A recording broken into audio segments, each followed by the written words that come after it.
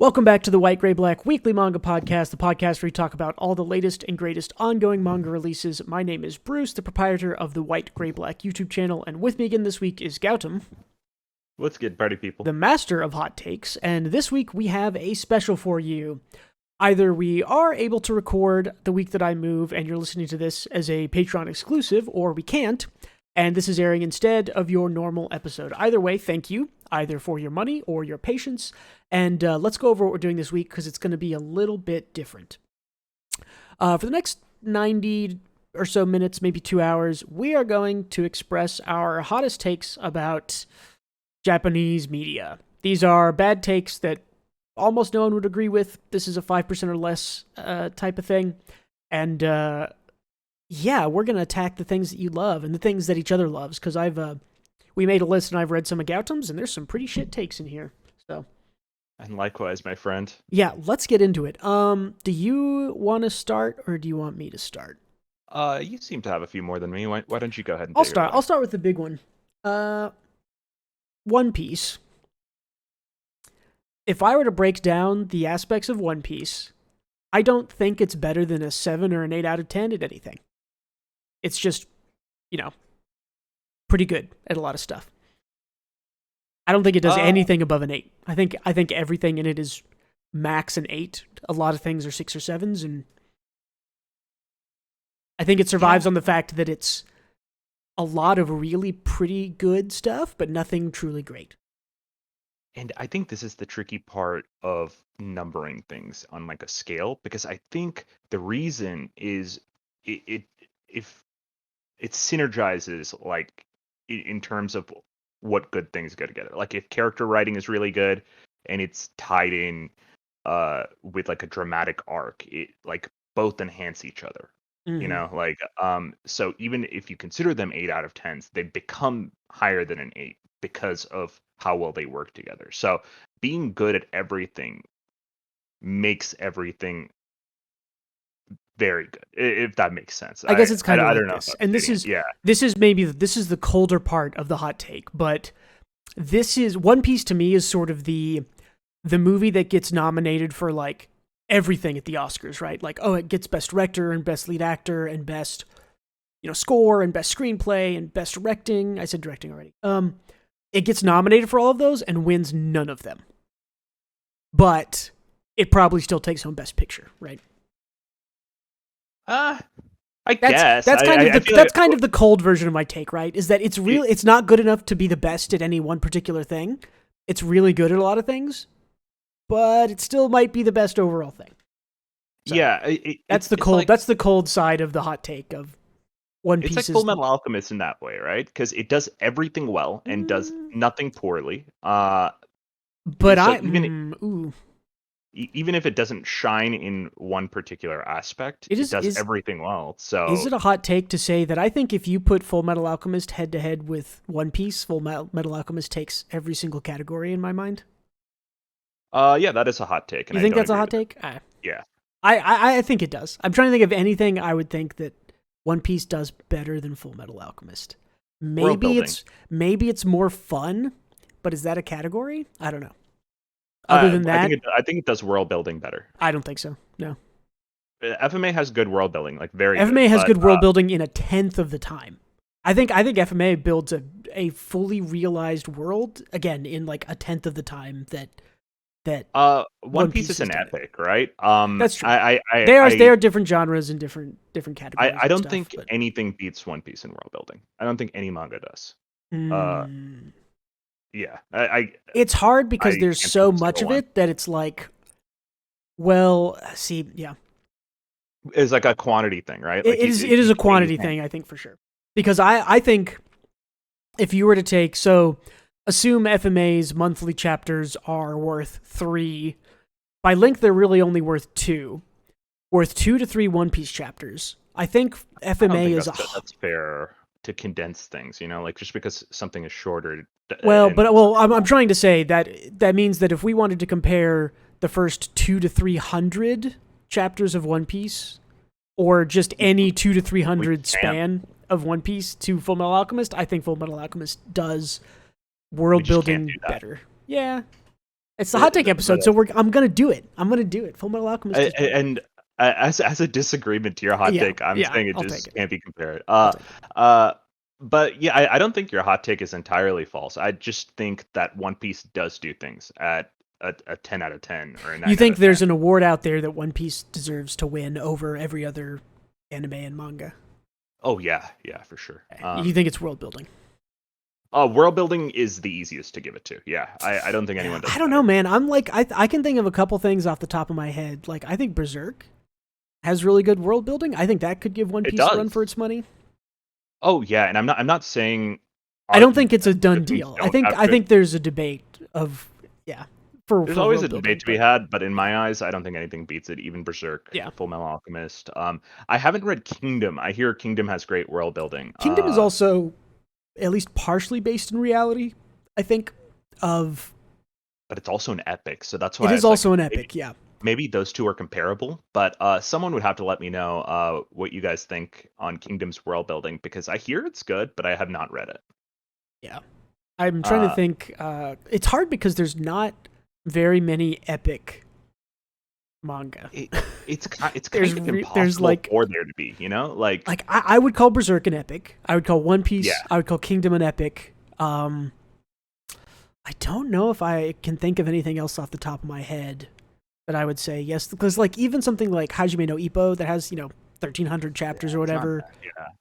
Yeah, not an epic. It is an yeah, you're epic right. length, but it's not really an epic. Even stuff that's like incredibly high quality, like Monster, not an epic. So yeah, Yeah, just because it's long, it's not an epic. You're right. Like it's right. like It is calling there is Grey's a Anatomy an epic, you know? Like it's not. Yeah. right. It has to have Uh, those that Odyssey, travel across the world, breadth of space mhm, and mhm. characters and all that kind of stuff, which Berserk and Kingdom and One Piece all definitely have. All right, well that was my first one, which I think was a pretty lukewarm take to That get that us started. So, yeah, that was a lukewarm take. We just all had right, discussion on you it got a because lot of I'm lukewarm takes in here too. So we pick one of innately a those. One Piece fanboy. Yeah. I feel like I only have a few lukewarm takes. Some of these are extreme. Let me give you my first one because it has you have a take in here too. Mhm. Coincidentally, honestly, I I thought you looked at complete mine and were just like, no, I didn't. oh, I'm just gonna counter what he said with what I'm gonna No, say. when you said hot Let's take a takes, look. this is one I firmly believe. I have Reddit comments where people have I've posted this take and people are like, "That's okay. I respect your wrong opinion." Um, but I firmly believe this. I think the second half of Death Note is almost as good as the first half. People are just being hyperbolic and hipstery, and have just formed their opinion on the second half of Death Note because everyone else thinks says, "Oh, it's bad." So they poison the well before they even go into it. I will lead with, because the first half of Death Note, right? This is the part with L as the Hmm. adversary, right? Because Hmm. that's so good, by comparison, the second half of Death Note looks really bad. This is the Game of Thrones effect, right? It's like because the first 3, 4, 5 seasons of Game of Thrones are really good, the last 2 or 3 seasons look really bad. When if you just kind of had that kind of writing and effects and stuff from the start, people could have understood it and it would have been like, oh, this is okay. But because you had such high quality before then, it makes the second half worse. That being said, wrong. The second half of Death Note is bad. It's just bad. Like the first half is really, really good, and the second half is bad. Yeah, I knew It this would is be a a hot take. it is a repeat. I mean, it is a repeat of the first half with a worse antagonist, with more useless cops in the forefront who don't do anything important or good. It has no new ideas other than, I'm trying to remember, because doesn't Light kill his dad at some point, or like let his dad No, die to cover yes, something up? it's kind of so. Yes, But that's during the basically. L stuff, right? But that's like right at the end of it, I want to say. No, I'm trying to no. This remember is when that after the. was. Okay. So this is when Mello has a death note, and Light forms like a task force with the police to go like breach and kill his goons and take the death note, and they do that, and his dad gets like shot Mm. and rushed to the hospital, and Mello gets away, and Light puts on this whole dramatic theater show to try to get Mello dead. He wants his dad to make a deal for the Shinigami eyes, which he already did actually, and he wants him to write down Mello's name in the notebook to like. Anyway, Yeah, that was a good part. It was just it's hard I because I think the last, I don't know how many chapters it is, but the last like episode or two, because I watched the anime, the ending of it is really good. very good. Yeah. I think if you just scoot up that ending and tack it on at the end of L, right? Like L dies and then the cops chase him like very briefly and things get out of hand, right? Things spiral out of control after L dies. It's a really I good series. I don't know, man. It I, feels like I it's padding. It's just like all a repeat of stuff that's happened, and it's not done as well as it was done in the first half. And I personally I don't even think it's good. Like I think Death Note for the first half and the last couple of parts is like a 9 to 10 out of 10 story. It's so good. I think the back half is like a 3 or a 4. Like I think it's bad. I think Mello took a bit too much screen time, but I liked I N a lot. And I also liked Light's downfall being due to his ego, because Yes, I mean that's classic. So he considered L his only adversary and didn't think anyone else was as smart as he was, Light was, and that's what got him fucked up. I enjoyed that, and I think the second half did well on playing to what L failed at, which is just he didn't have a full deck of cards to play with. He didn't know there were supernatural elements involved, like fucking heart attack ghosts. Like no reasonable detective yeah, can right. assume that too fast. But it was interesting seeing detectives who were almost as smart as him going in with more tools than he had initially. Going in with the foundation that of evidence that L already built. I thought that was interesting, but That sounds like a clearly great idea. It would be really nice if that was written well and executed. We hadn't seen a little bit of that in the first half, but yeah, I I don't know. I I get why people don't like N. N is basically a clone of L. See, I have to say this. You're mentioning Mello and N. I do not remember those characters, right? I spent the same amount of time, essentially. I've watched Death Note one time through the anime. I've Mhm. had discussions about it over the years, obviously, but I remember L, and I remember events that happened in the first half, and I remember the ending, and I do not remember a character named Mello. I assume N is the L replacement, who is also a genius. I remember that vaguely, but I don't remember why their They name were was N. they were both the L replacement. Mm. Mello and him were both the smartest kids, but they both lacked a part of being a genius detective that L had. Yeah. Um, and I this part I didn't like that much is when both of them worked together, they were stronger than L is how they thought of things. But Yeah. Mello was just kind of he was smart, but he was erratic and just fucking died in that show and didn't do much. And ended all the work. So I didn't it never really played out how the show implied that, oh, when you work together you're stronger than L. It's like, no, that's not what happened really. Yeah, I don't know. uh I mean, you're right about the ego being the downfall of Kira or Light or whoever. Um mhm.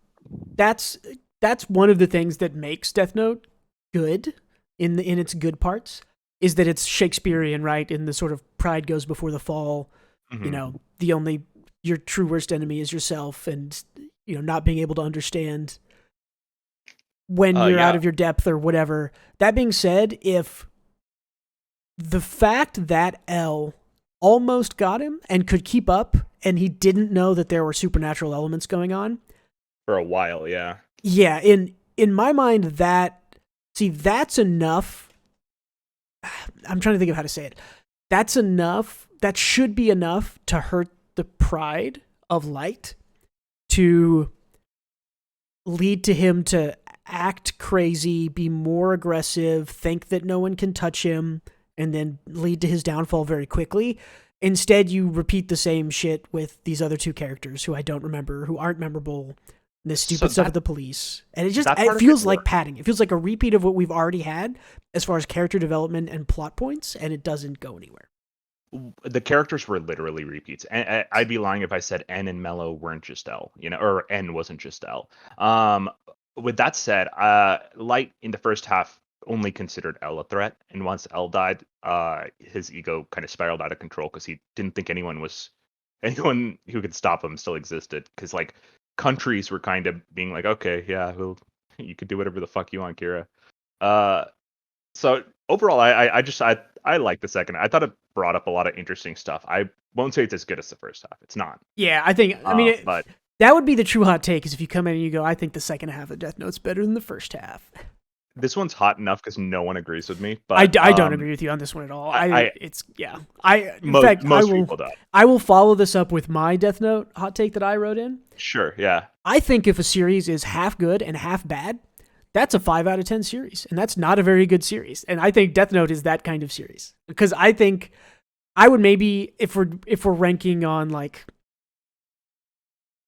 doing letter grades, like Death Note is like a B. It's average, right? I think the fact that Death Note has half and an ending that is really, really good, really top quality, and then an entire half of its series that's bad, means that it's just a middling series, and that it shouldn't even be in conversations for the best ever of anything.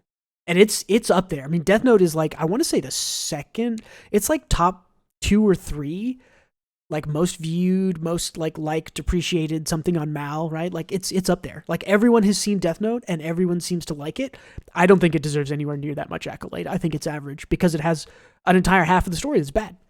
And it doesn't, why would you think that something with half of the series, like people don't defend Game of Thrones as a Game of Thrones is amazing because it's amazing for the majority of it, but then it has kind of a bad ending. But it's like Death Note does that, and people seem to think that Death Note is amazing. I think as a separate problem, I think that issue of people liking Death Note is that Death Note is usually one of the first 5 to 10 anime that anyone watches, and so they don't know that there's better stuff out there, and they think, whoa, this is so cool.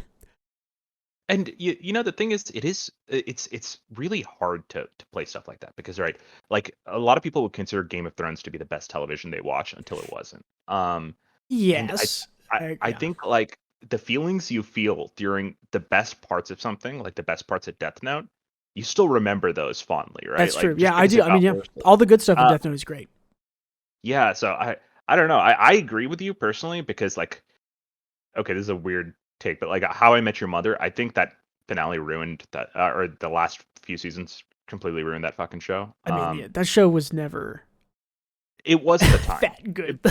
It was. I watched it when it was like in its prime. Like my friend was like, "You gotta watch this. It's so funny," and I watched a bunch of it, and I was like, "Yeah, this is pretty entertaining. It's pretty good." And Friends vibes. It's kind of the last. Yeah. It was definitely one of the last hurrahs of the classic sitcom, and it was a pretty decent one. Yeah, until it wasn't. And you know what? No one looks back on How I Met Your Mother and says it's one of the best sitcoms of all time. I don't think it's included in those conversations. And somehow, it's not. And Game of Thrones isn't either, right? I mean, some people might say, "Oh, Game of Thrones is some of the best TV at its best moments," but no one goes, "Oh yeah, the entirety of Game of Thrones stands with The Sopranos and The Wire and Breaking Bad." I don't think anyone. I mean, I'm sure there's some people, right, that have that opinion, but the majority of people don't have that opinion. But somehow, and this is my hot take. Somehow, Death Note is exactly like those series where it has just a complete half of the series that's bad, and people still include it in this sort of like best of all time, rankings, or it's in the top, all these top lists of greatest hits of anime, manga, whatever. I just do not think it deserves to be there by a long shot. Maybe people just think. I think people either ignore that they don't like the second half and judge it based on the highs of the first half, or they agree with me and they don't think the second half is that bad. Yeah, that might be true. Or it might just be one of those like I can't tell which. Yeah, I think it also helps that the very end of it is good and it ends on a high note, right?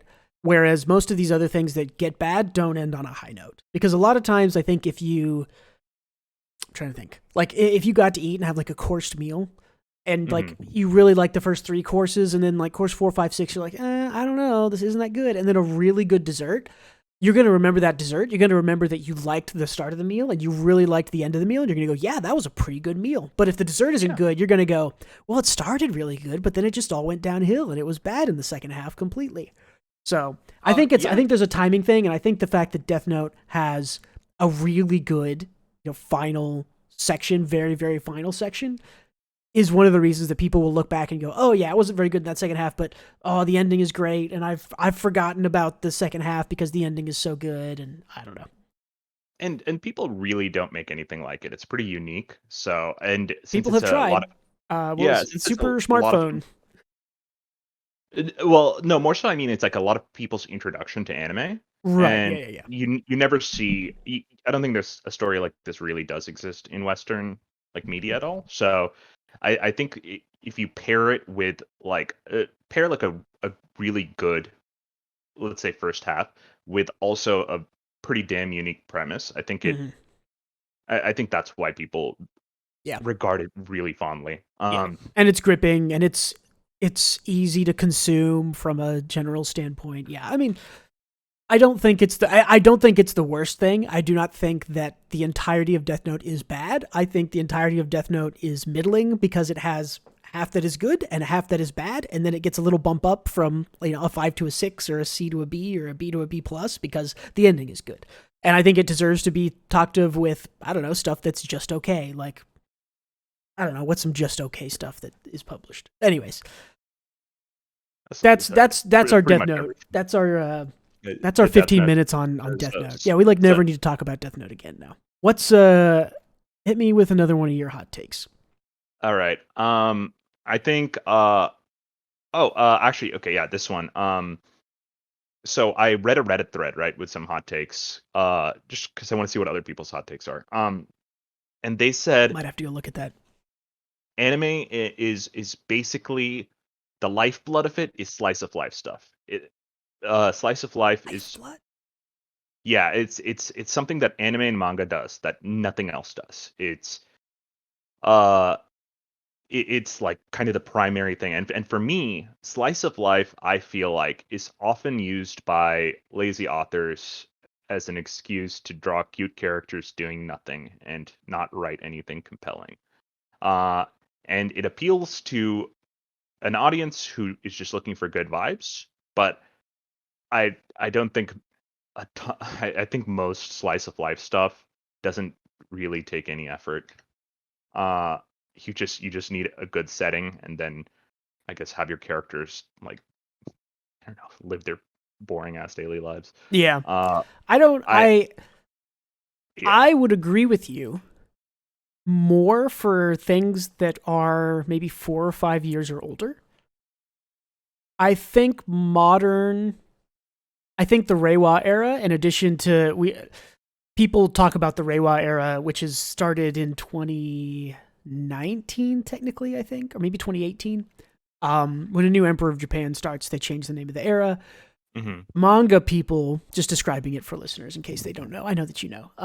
Manga people have noticed a turn in romance manga, mostly shown in romance, but instead of there being this wild and long chase for 100 or 200 chapters, a confession, and then it ends, they've noticed that right around the midway point or towards the beginning, characters are getting together and dating. And I think that most rom-coms are essentially slice of lives, right? yeah, kind of, yeah, mostly. Yeah, most There's of them are sort there's of built on that backdrop, right? Like there isn't a whole lot of like action romance, right? Like there isn't a Schwarzenegger kind of True Lies, action romance type stuff. Japan just doesn't really create that kind of media very often. mhm. If there's romance, it's slice of life. It's in a school setting. It's very, we're doing the school festival and we're doing this very slice of life stuff, right? They're just living their life, getting part time jobs, whatever. Um, I think I will say I mostly agree with your take that slice of life is not hard to write, and it doesn't. I'm trying to think of how to. There's sort of, I hate to say there's rules to story building, but there's building blocks of story, character introduction, rising action, that kind of thing. And slice of life just kind of goes, nah, whatever. Like something happens and whatever, and don't worry about rising falling action. It can all be rising action until it's over in a panel or a page. So in that regard, I agree with you. I do think the Reiwa era and this change in romance, slice of life specifically, is doing some better things. I would give you something like The Great Jahi-sama. You have not read that, I don't think. Maybe you read a little bit of it. The reverse isekai little demon girl who's the second in command to the demon lord. Oh yeah, I think I recommended that to you. Yeah, maybe. Anyways, that's a slice of life. And yeah, that's a good one. And it started probably maybe early 2019, maybe 2020. I think it was 2019 though. That starts and it's pretty kind of classic. Nothing really happens. It's actually really depressing for the first couple chapters. This is like the most down on the luck person I've ever seen. Like nothing goes right for her. But by the time you get maybe 10 or 12 chapters in, there's like real character development. There's real kind of not high stakes, but there are stakes. There's character stakes. There's development and stuff like that. And I've seen that happen to a lot of other things that previously would not have done it, right? There's this... Basically what I'm saying is, I agree with you pre-Reiwa era. I think the Reiwa era, I think slice of lives are changing. And I think while people are labeling it as a change to the romance genre, I think it's actually more a change to slice of life in general.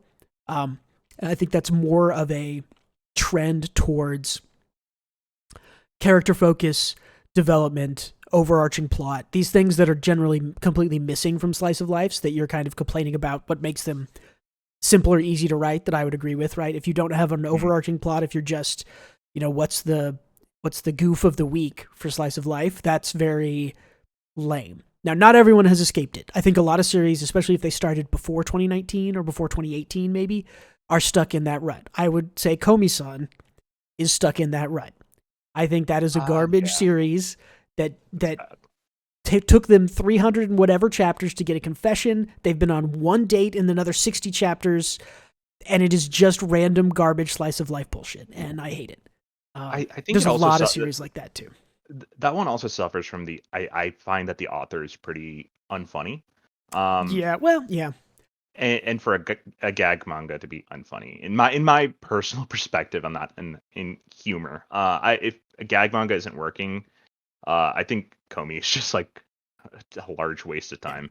But would you agree that it's a pretty good example of what you're talking about, of how it's just kind of silly side stories that don't really develop any characters? Like the main have either Komi or who's the main guy? Tadano, the main male and female characters in Komi-san, have either of them had any changes to their personality since chapter 1? Or does Komi just have more friends? And does Tadano just have a girlfriend now? I think that they're the exact same characters. I don't think they've had any development at all. I think that's what you're complaining about. I would agree that there are a lot of series that are like that. Yeah, and I think that's I think slice of life inherently avoids changing the status quo, because yes, and that's what you're complaining about. And I see where you're coming from, and I agree. Yeah, because essentially, like living a day-to-day comfy life and going for the vibes you want to sell, means that you don't want to change the status quo, because changing it is usually due to conflict of some kind.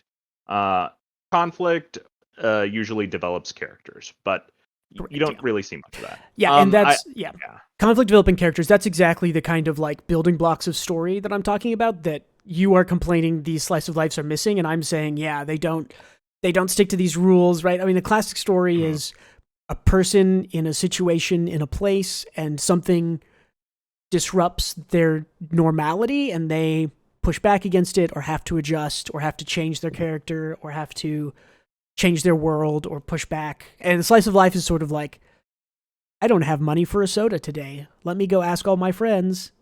This person gave me a free soda. That's the chapter. That was 10 pages. See you next week.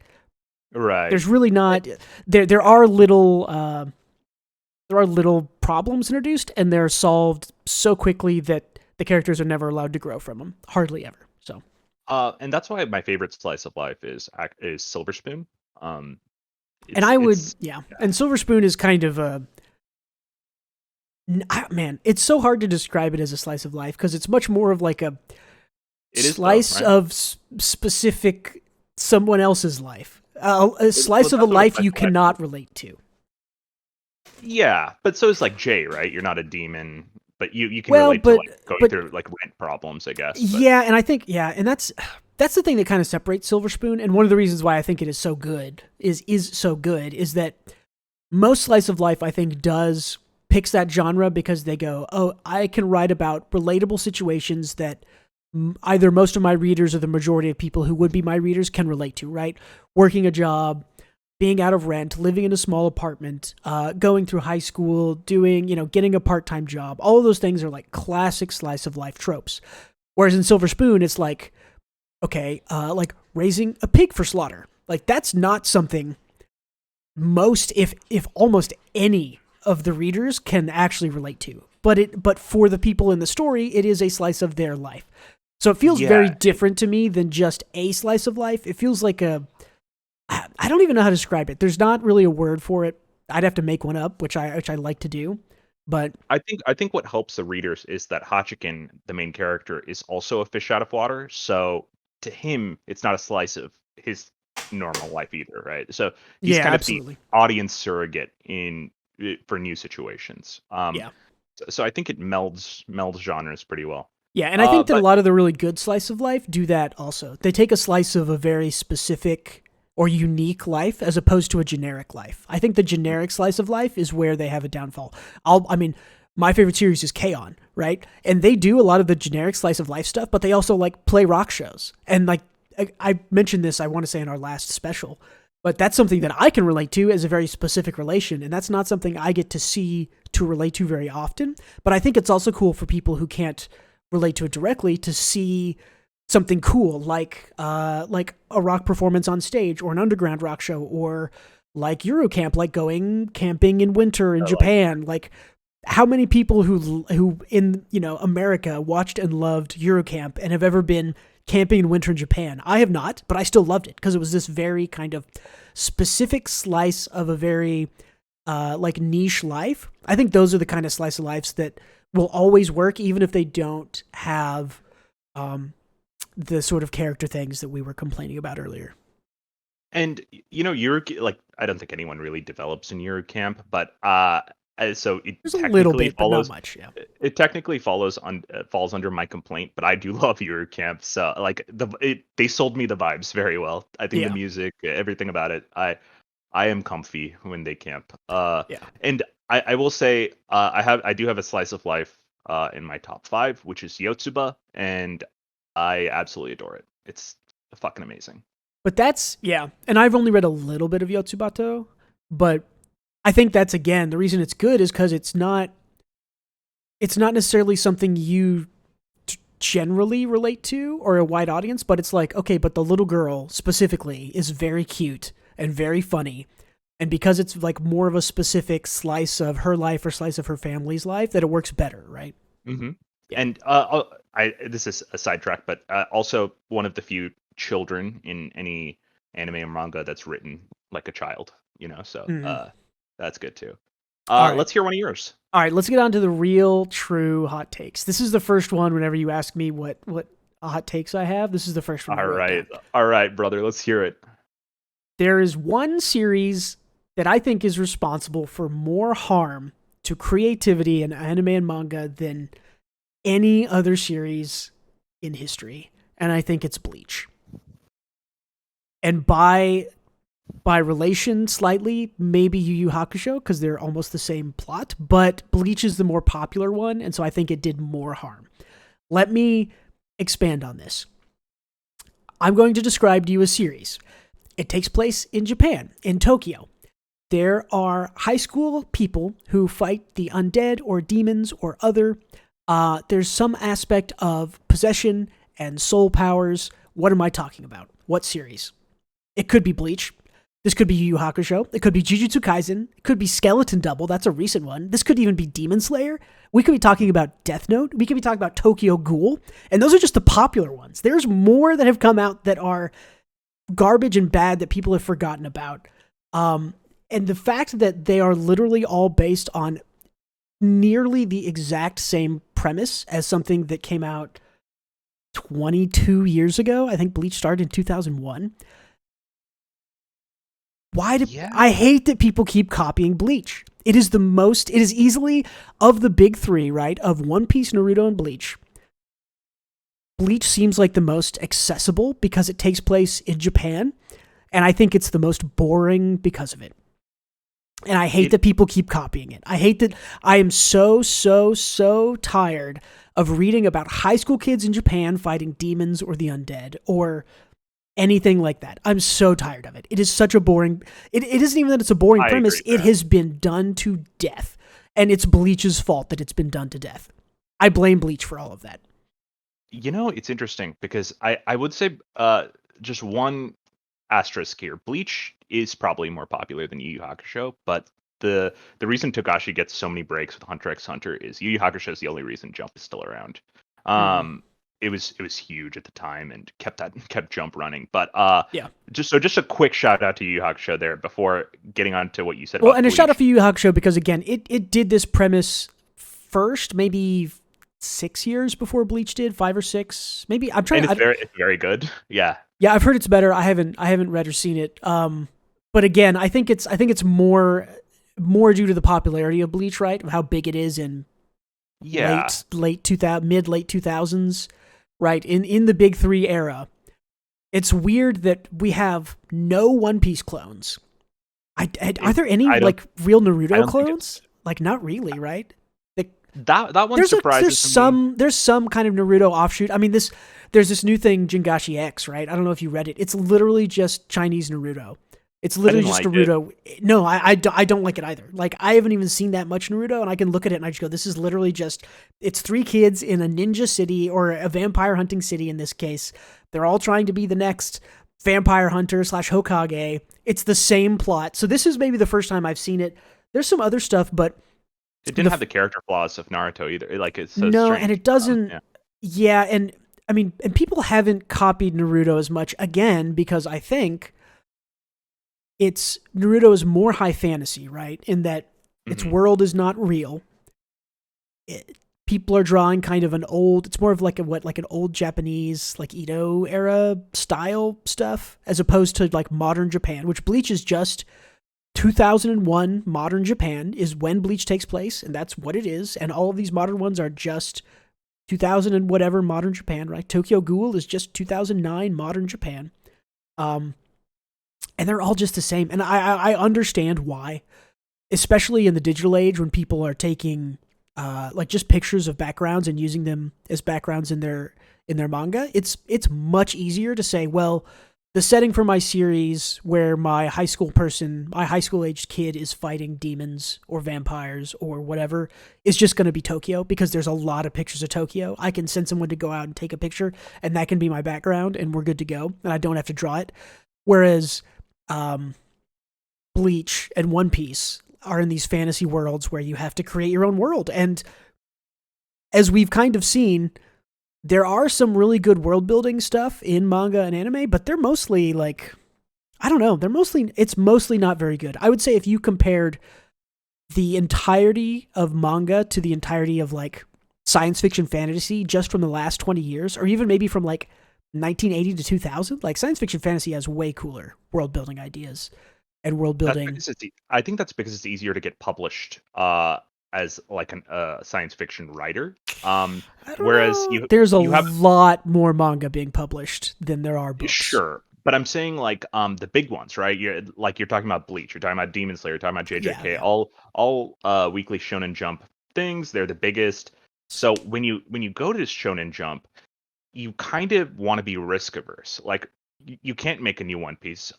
First, like you have to make your own world. You have to think of building all this shit out. Same with Naruto. But Bleach, you already have the benefit, I think, of relating to high school students who live in Japan. You have the inherent modern setting which people can relate to, as well as like the spiritual aspects of their culture being utilized in a cool way. So you have things that they're already used to being utilized, so you don't have to do a lot of building on your own, and you can kind of instantly build that buy-in from the audience. I feel. I agree. You're definitely correct on everything. Do you think that's why these are popular? It's part of it. I think it's definitely part of it. I don't know if it's the largest part, but it is a very large part. Because I agree. If you come and you say, hey, I want to make a shonen, so it's a boy aged 14 to 18 and he's fighting demons, blah blah blah, and they go, well, what's the setting? Well, I don't know. I was thinking, maybe it's high fantasy. Maybe it's in this like maybe it's in Western Europe in 1800s, or maybe it's, in America in 1776, and they go, well, what if you just did modern Tokyo, and that way every modern Tokyo high school boy would want to read it or want to relate to it, and if it does take off, all the people in Tokyo will want to read it, or all the people in the town or whatever, right? Like it's a huge setting. I think is a huge part of it. Setting, I think, is the main reason why we haven't seen someone else try One Piece, right? Like One Piece is the second largest comic property, maybe not by money making, but by sales, right? Like I think it's up past Batman again. It's past Batman, but under Superman. Superman, right? Yeah. It's the second largest thing in the world, and like, how many Superman ripoffs are there, right? There's a lot. And there's like versions of bad Superman, and there's like, I'm going to tell this Superman story in this different way. There's all these weird and interesting angles and approaches that different authors take to one idea. And no one else has tried One Piece at all. No one else has tried to write an epic. It's hard. Yeah, I agree that it's hard. I also think it's weird that no one is even trying it, right? Like, can you name any series where you go, oh, it looks like they were kind of trying a One Piece-like thing? Because I can't think of anything. I mean, I can only think of one. It's Fairy Tail. Fairy Tail, okay. I'll give you Fairy Tail, yeah. I don't know a whole lot about That's it, but the only one I could think of, yeah. Yeah. Like maybe Black Clover is a little One Piece-like. I don't know enough about that either to say. It's more like classic One shonen, Piece though, and right? Naruto had a baby. Yeah, exactly. It's generic, but it's like One Piece. If you think about it, right? Like I don't think the appeal to One Piece is that pirates are cool. You think of Naruto and you're like, oh, ninjas are cool and their jutsus are cool. I don't know. But I do think there was into it. Yeah. Sorry, go ahead. I think going into it, like the appeal of One Piece and why it works so well is because of the narrative, the world building, like the characterization that Oda does, and that's something that's incredibly hard to replicate. Whereas I think a setting or some of the easier narrative devices, like a relatable character background or a relatable setting, that's like tangible. That's easier to just put on paper than, I don't know, a subjective thing like good writing or good world building. Yeah, I mean, I agree with you. I think that's why people keep reading One Piece. But there's always that outside looking in. Why should I? What is this? There's a thing called the Strange Attractor. This is something that a lot of the book people I follow talk about, right? The Strange Attractor is your sort of elevator pitch for your one book, right? Like if I was trying to pitch Mistborn to you, Mistborn is Ocean's 11 with magic based around metals, right? Like that's the Strange Attractor. And that has to do with, and it's set in 1880s France, essentially. It's in a fantasy world, but it's essentially, 1880s to 1910 France. It's a heist book, and there's magic that has to do with metals. And that's kind of, that's the Strange Attractor stuff, right? And the Strange Attractor of One Piece is, it's a pirate, it's a pirate world, but the good guys are pirates. And, there's interesting, the magic system is varied and random, in a way that you can't really describe it or put limits on it. I just think it's strange that there hasn't, no one else has tried. There's like if I just say list me some pirate manga or anime, like, okay, One Piece, and is there anything else that's a pirate based story out of Japan? There's probably something that's small. Maybe Vinland Saga, but that's like so different. No, but Vinland Saga's Norse, Vikings, and like, were the Vikings pirates? Like, by definition, yeah, but they aren't classic Caribbean pirates in the way that One Piece is, right? Right. There's just like there's probably some smaller stuff that's like maybe more directly pirated, but there's just not any. Just no one wants to come near it, right? Which is so. I wonder why. This is going to be a big tangent, but I wonder why no one wants to touch Oda's One Piece, because Superman is not sacred in the same way. Everyone has touched Superman. Everyone has touched a version of Batman or the Flash, right? Of all these classic heroes, there's all these versions of them over here. And again, back to Bleach and even Naruto. But more Bleach, that's kind of that's not sacred. I mean, even Bleach kind of has its roots in something like Fist of the North Star, right? That just takes place in Japan. There's kind of this light magic versus dark magic guys punching. Now, Fist of the North Star is much more kind of seinen and even Berserk and stuff like that, right? Is influenced from Fist of the North Star. JoJo, incredibly so. But like, just no one has. It's so weird to me that no one has gone, man, One Piece is so great. What if we just made One Piece, but it was like a Western? Or like, what if we just did One Piece, but it was like in the sky? Like, there's so many little things you could just do. It's like, what if we just did One Piece, but instead of pirates, it's this? Or what if we did, this story, but it's pirates? Like, you could do, here's an idea. Like, you could literally take the Bleach cornerstone, right? It's a high school aged main character who has some kind of power that has to do with death, demons, devils, the undead, or something, and he has to fight back, and there's some aspect of possession. What if you moved that and said, okay, but high school takes place on a boat on the high sea, and the ghosts and possessions are old dead sailors who still sail around the sea? Doesn't this already sound more interesting than Bleach does, because you've changed the setting of it to pirates or on the sea? It does to me, so. Maybe not just because I have One Piece, but like if you say something, maybe you say Western. Yeah, probably. I think that, something I don't understand is why someone, in my mind, when I look at One Piece and I go, what would be cool would be a version of One Piece in the American West in about 18, in a fantasy version of, about 1870 or something, right? 1880. Maybe technology is kind of coming on, but I don't know. I think like if you think about it, right? Like why is One Piece not replicated? I think what it has going for it outside of the unique setting is like world building, consistency, like the author remembering everything. Yeah, but those are all things that are execution style inside the series. Like, I'm just really talking about the ideas. Like why no more pirate stuff? Well, so I mean, the Bleach idea, right? Like, Bleach was wildly popular. I read a little bit of it. It's fine. It isn't really bad or good. It was just okay. One Piece is good and well executed. So, like, yes, I can recommend One Piece to people by saying it's really well written and it has great world building and it's super fun and the action is great and the characters are lovable and it has good character arcs and the battles are cool and I can say all that stuff. But if you get like a 15-second elevator pitch for One Piece, or you say it's magical pirates and they fight against the magical world government and other magical pirates, and that's the plot. Just like Bleach is high school kid with demon possession powers, just like Jujutsu Kaisen is high school kid with demon possession powers, just like Tokyo Ghoul is high school kid with demon possession powers, right? That's just like the idea.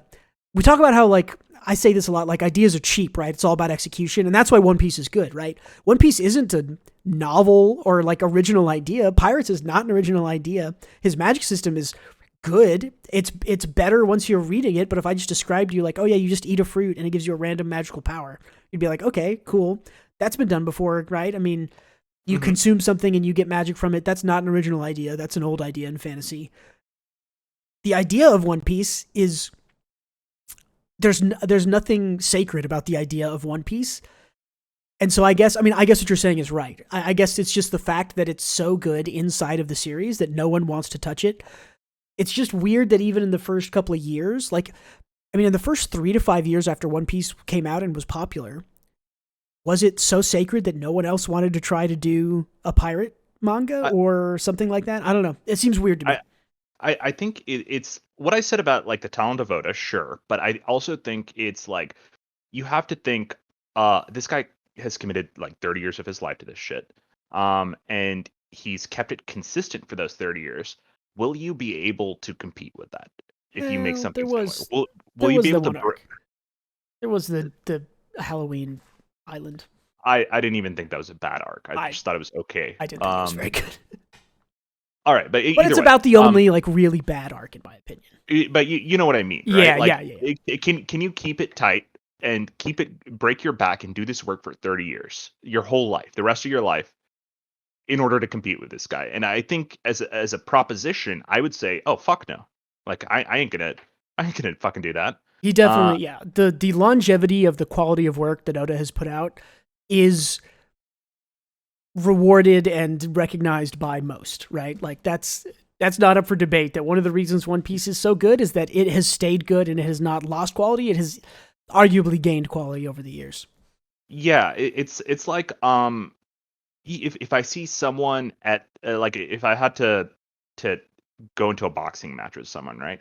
And this person goes to the gym every fucking day of their lives. They eat incredibly well. And me, I'm more like a normal person where I go to the gym like 3 days a week. Like, Yeah. no, I don't want to box that person, right? I don't want to No, box yeah. that person because they'll kick my ass. And I think that's what One Piece is about. Is like Oda is just kind of an insane person in his work ethic, and I don't think normal humans can keep up. And I know I can't, like I don't have that work ethic, I and agree. So let uh, me flip your simile into asking the question, and you don't necessarily have to answer it. This is a question for me and for the audience to ponder, I guess.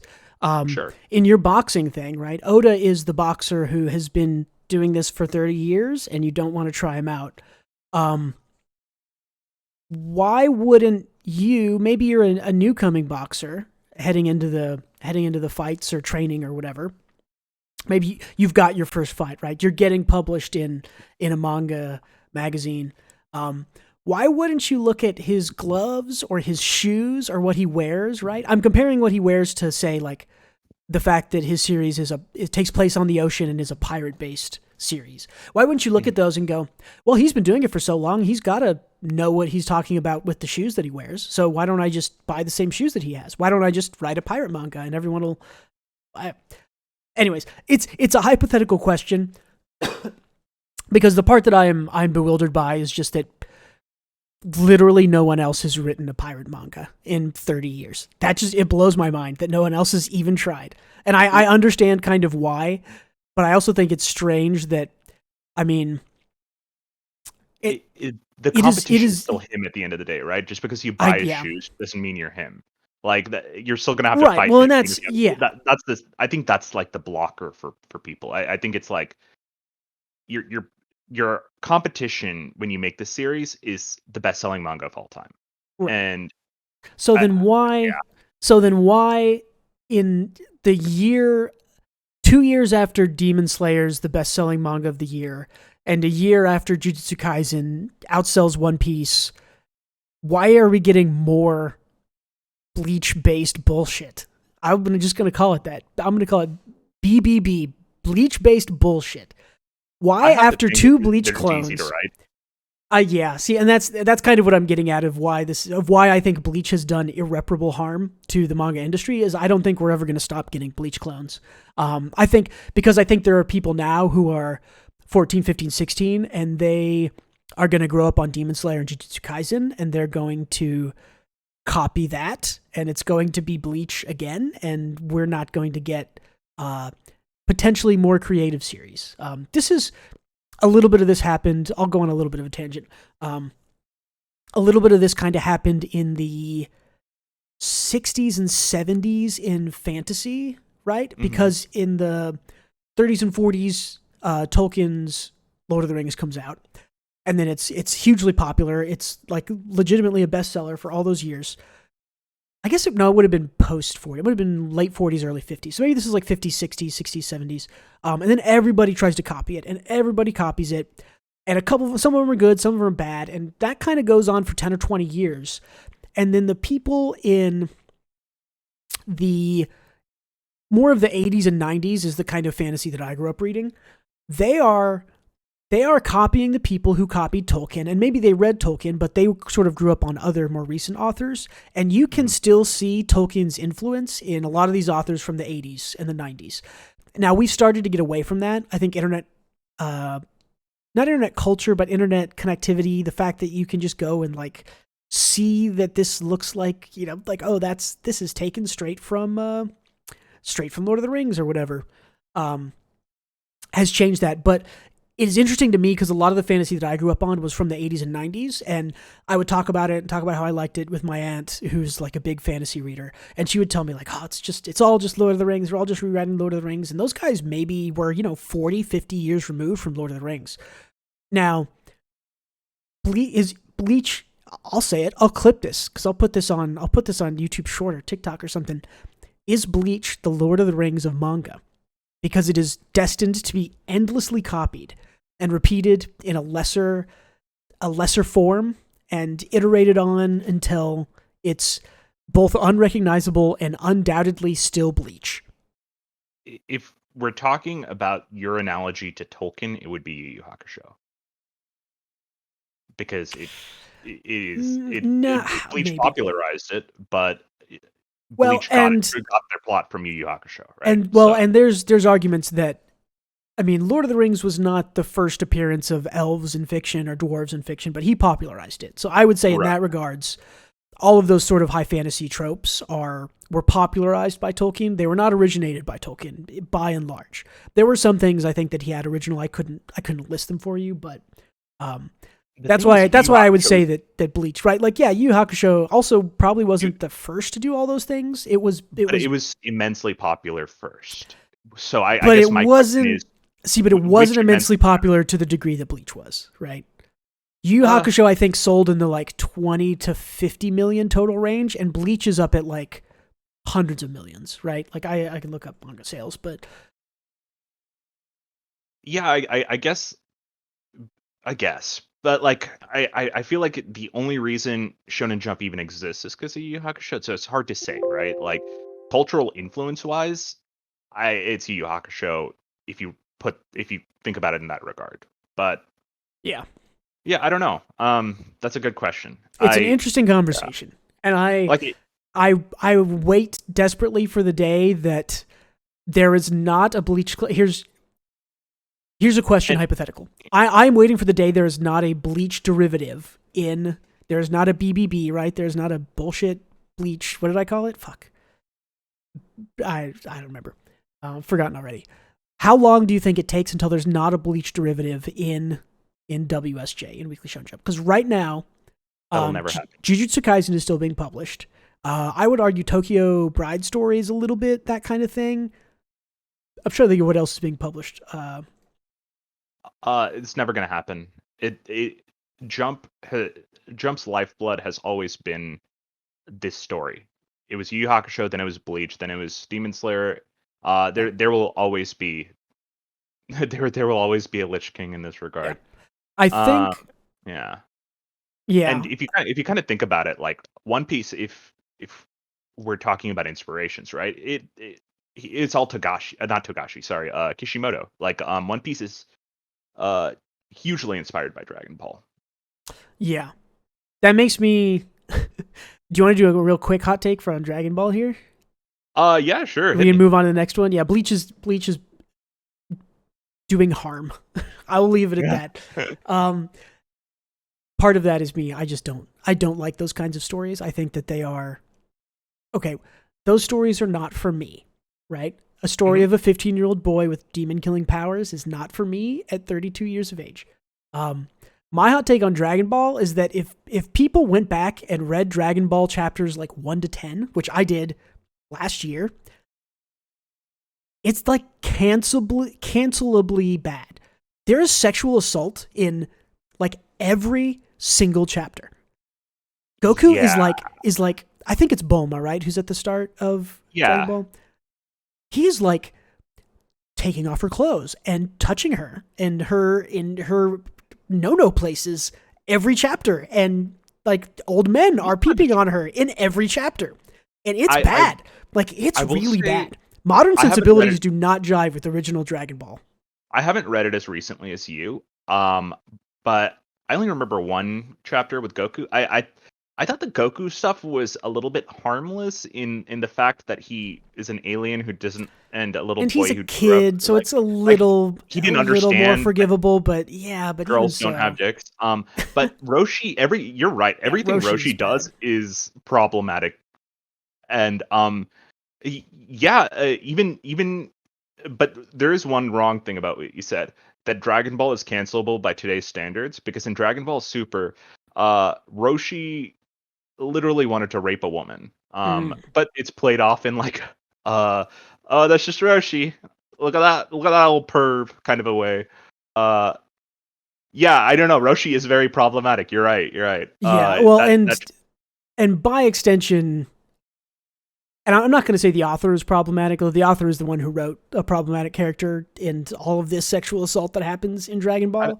I don't think he's problematic. He's from an older time, Yeah. which is less modern. Which is why I say if you apply modern standards, which the majority of internet online people kind of agree on all of these things, that all of these things are wrong and bad and stuff like that. He's not from that era, so it's hard to ascribe personal responsibility for the kinds of stupid and bad writing that I think this is. But yeah, no, I think if you told any Dragon Ball Z fan, like, hey, go read the first 10 chapters of Dragon Ball published in whatever fucking 87 or whatever, 91, I don't remember.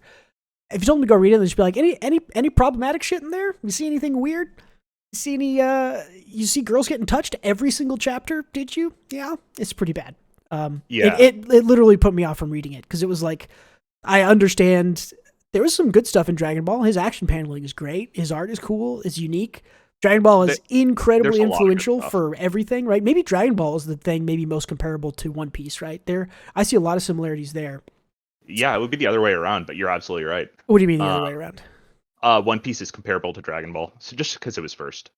And Oda took huge inspiration from that. Yeah, that's what I meant. Sorry if I said that wrong. Yeah, Dragon Ball was first, and Oda is influenced by Dragon Ball. Yeah. By the way, side topic on that.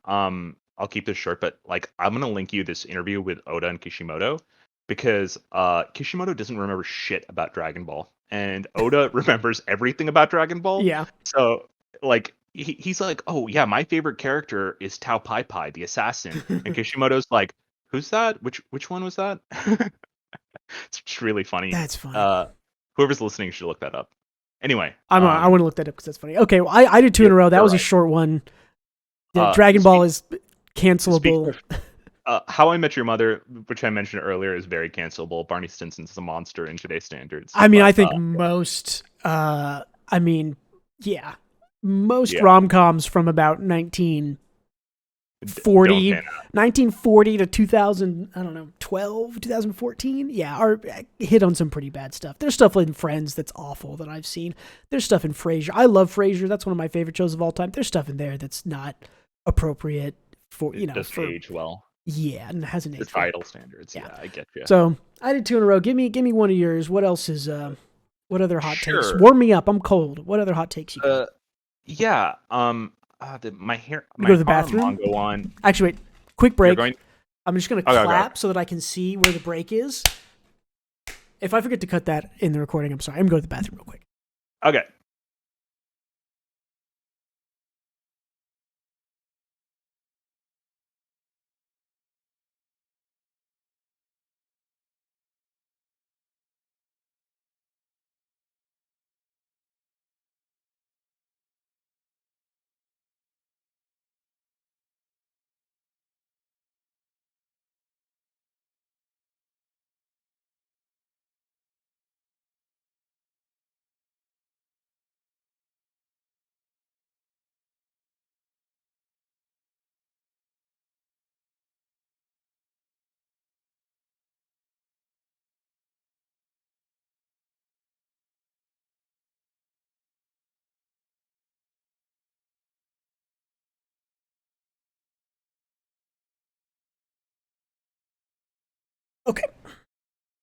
Okay, because I know I'm going to forget to cut that.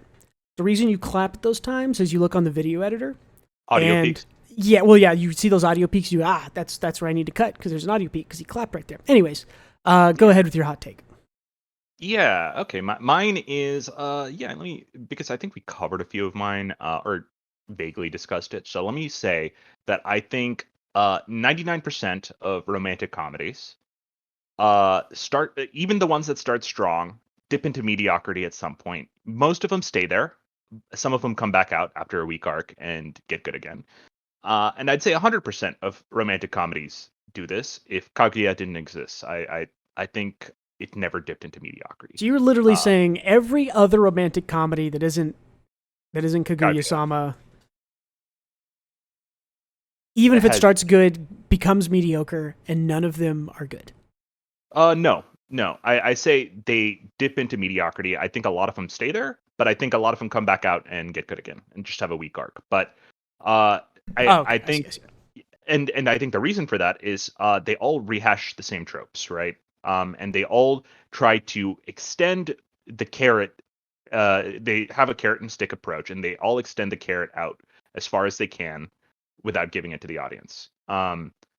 And in doing so, they have either frustrating chapters where they rely on the trope of misunderstanding each other or improper communication to go further, or they rely on the same tropes that have been done for like 100 fucking years, like school festivals, like You don't like y- school yeah, festival arcs? Are you kidding me? no, I they're love school fine. festival. They all do the maid cafe, they all do the horror house, Yep, Maid Cafe, and Horror House. Yeah, yeah, the play. The play is a classic one. yeah. So I think all rom-coms get mediocre at some point. I think the best ones recover from it. And then there's Kaguya, who I don't think ever dipped into mediocrity. I've never had an arc of Kaguya where I thought, oh, this is mid, like, or I'm Yeah, not a fan of this. yeah. I like it the whole way through. Kaguya is the But exception, certainly. Have you read? in my eyes, at least. Yeah, tell me. Have you read the story? What is it called? It's called like the story of the prefect and the girl with the skirt of inappropriate length. Yeah, Do you know I what I'm have. talking about? Okay, because I think that's a super consistently really good rom com, and I do not think that's dipped at Solid. all I yet. don't I like the main characters, but I don't really like the side characters at Oh, all. really? I love the side characters. Yeah, I'm not a fan of any of the side characters I except don't like for the any of vice. the side characters. What? Except This is a no, hotter take than your romance bullshit. The side characters in n- that series are fucking great. I hate them. Aside from the vice president and the president, I I was like gonna say them. the president and the vice president are awesome, and Yeah, yeah, I like yeah, the girlfriends. I think they're all hilarious and unique. And like one of them has short hair, and it's like, oh, you never actually see like a real girl with short hair, like a butch haircut. That's cool. Anyways, I don't know. yeah. I'm not a fan of them, and I'm not a fan of like the book guy and the medicine. The You don't like the medicine medical. guy? Oh, he's so No, the not doctor really. guy. He's so good, and Yeah, their parents are both great. All their families are so good. the I love families that are good. series. I wasn't counting them, but yeah, the families are fine. They're good. So tell me this then, tying it back to what we talked about a little bit earlier. Do you think this is getting better over in the Reiwa era, right? In the last 3 or 4 years, has romance gotten better, or is it all still just trash to you that is usually pretty bad, or has a bad down arc or whatever? I in my opinion, yeah, it's gotten better, but I think that's because they cut to the chase faster.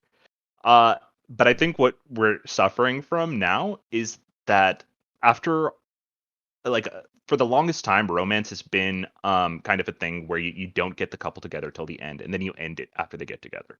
I think the symptom of that is we have right now in the Reiwa era, we have more people getting together earlier on, but then the author does not know how to write a relationship in an interesting way. Yes, because they And have not read yeah, that at all, because it is a recent thing. oh yeah, or they haven't been in a relationship themselves, so Right, they right. don't know how to write one in a compelling way. And this is not just manga. I think a lot of will they, won't they type of things in all media suffer from, oh, this couple got boring once they got together. And I think Yeah, a I good mean, romancer author can write a interesting couple. You yes. know? I Yeah. People have been dealing with exactly what you talked about in sitcoms for years. Everyone Mm, knows, like, oh, when Ross and Rachel got together, that was worse, or ratings dropped, or whatever. And when the Jim people and in Pam. Cheers got together, when whoever in How I Met Your Mother, like we were talking about, like it is. This is not a Japan specific thing of Mhm. that getting people together is fun and dramatic. And once they're together, how do you create drama when the tension is gone? So yeah, I mean it's a problem. I agree. I don't know if I would speak as broadly as you do on this. I think there's a lot of good romance. I also think there's a lot of good shoujo josei romance that probably neither of us really read. Um, I see people talk about that on Yeah. Twitter, and we don't really touch on that. I've dipped my toes into it a little bit, and I think that that's more realistic and a lot less story of the chase, and it's not all high school based the way that shonen romance is, right? Like every shonen romance is kids in high school, right? I mean, like telework, right? Like telework's a josei technically, so Yeah. like that's, I mean, and that's great. I would argue that's the one of the best romance being written right now, and it's like, yeah, there's I a lot agree. more Yeah. like that in that genre. I think that we don't. I think that we don't experience that. I don't think we dip our toes into that quite enough. It's also hard because our the provider of our translations and popular things, the our manga Reddit, also is not really reading those. So, or at least those are Uh, not as popular as the other stuff. So, yeah. Well, one of my favorites is what is it? Fushimi. I forgot. It's an adult couple yeah. relationship manga. I can relate to them more, so maybe that's why. But I also feel like And there's a lot of those. A lot of those exist. So, yeah, I think, and of course, my take, like all of our takes so far, are hyperbolic for entertainment and discussion, right? But no, what? I believe all of my no, takes 100%. There's no but hyperbole in my takes. I do believe that a lot of these mangaka can't, for whatever reason, can't write romance well. Uh, I truly believe that most people can't. Um, I think I think yeah, I think shonen authors writing romance is the downfall of many, if not all of them. Right? Kaguya is one of the only shonen romances that has really worked. Even bro, stuff that I think is good, like I think Quintessential Quintuplets was a ton of fun to read. I know I talk about that, how much I liked it a lot. That one ends when the girl is picked, and the stuff after it is hmm fine. And the lead up to it is really good. I think that's a great series with good character writing.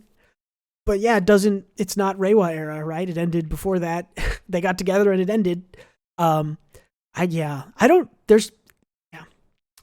I will say I think Dan to Dan does a really good job of romance for like an action comedy manga, Well, and I or think, yeah, and Dan to Dan does the smart thing of it's not really romance, right?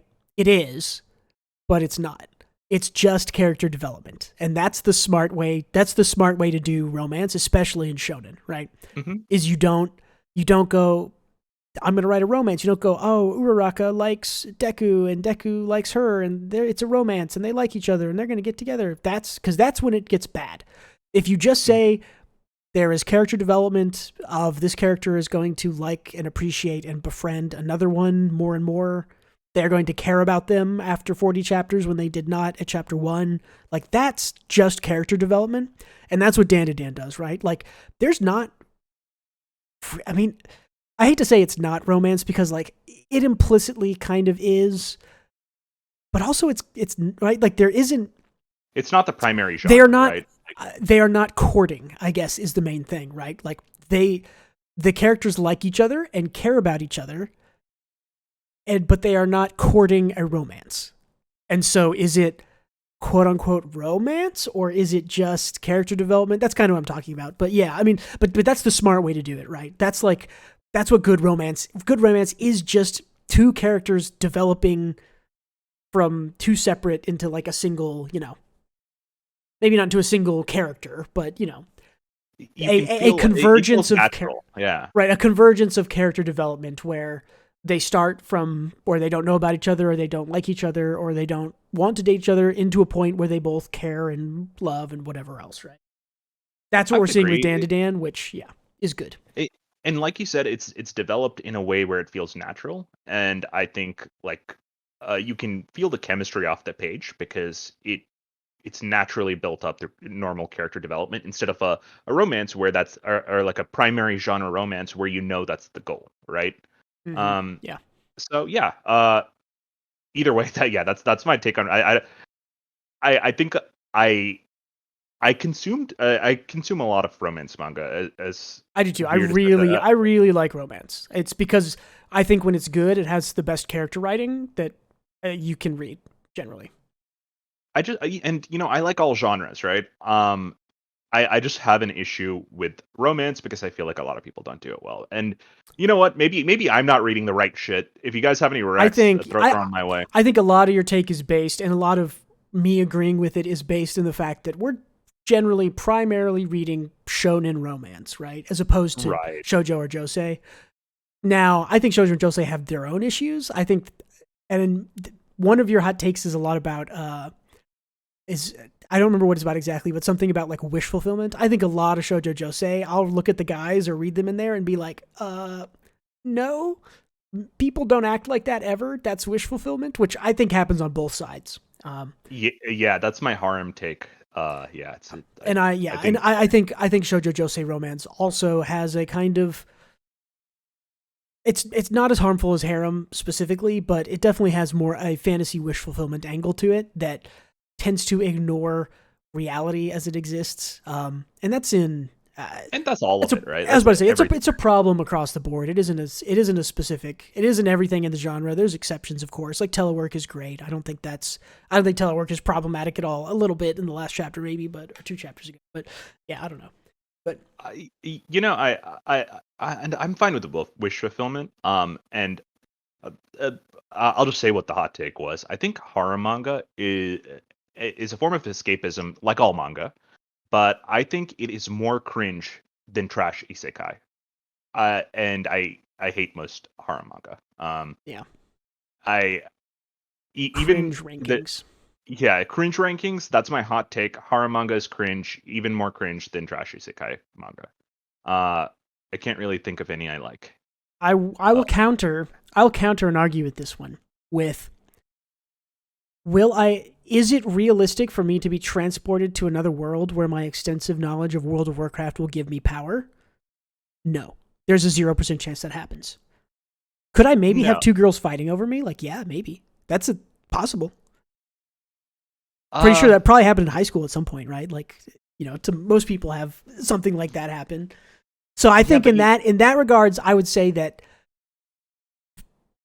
I mean, it's not harem, but I can't even keep a straight face while I argue this, if we're being honest. So, like, if somebody only likes harem manga because they think it might happen to them, I feel like that's a scary. I'm shaking my head. No. Yeah, that's not. Yeah. I'm arguing in bad faith. I'm devil's advocate because it's funny. I agree with you for a different. I think harem is bad. I think it is trashy. I think it can be fun at times. I thought Nisekoi was a fun time. That was also animated by Shaft, and so that was part of the reason I enjoyed it. I would say, harem has the same kind of problem that these, they're essentially also harems, right? These, female-focused shoujo josei romance where there's 2 or 3 guys chasing one girl, and which one will she choose?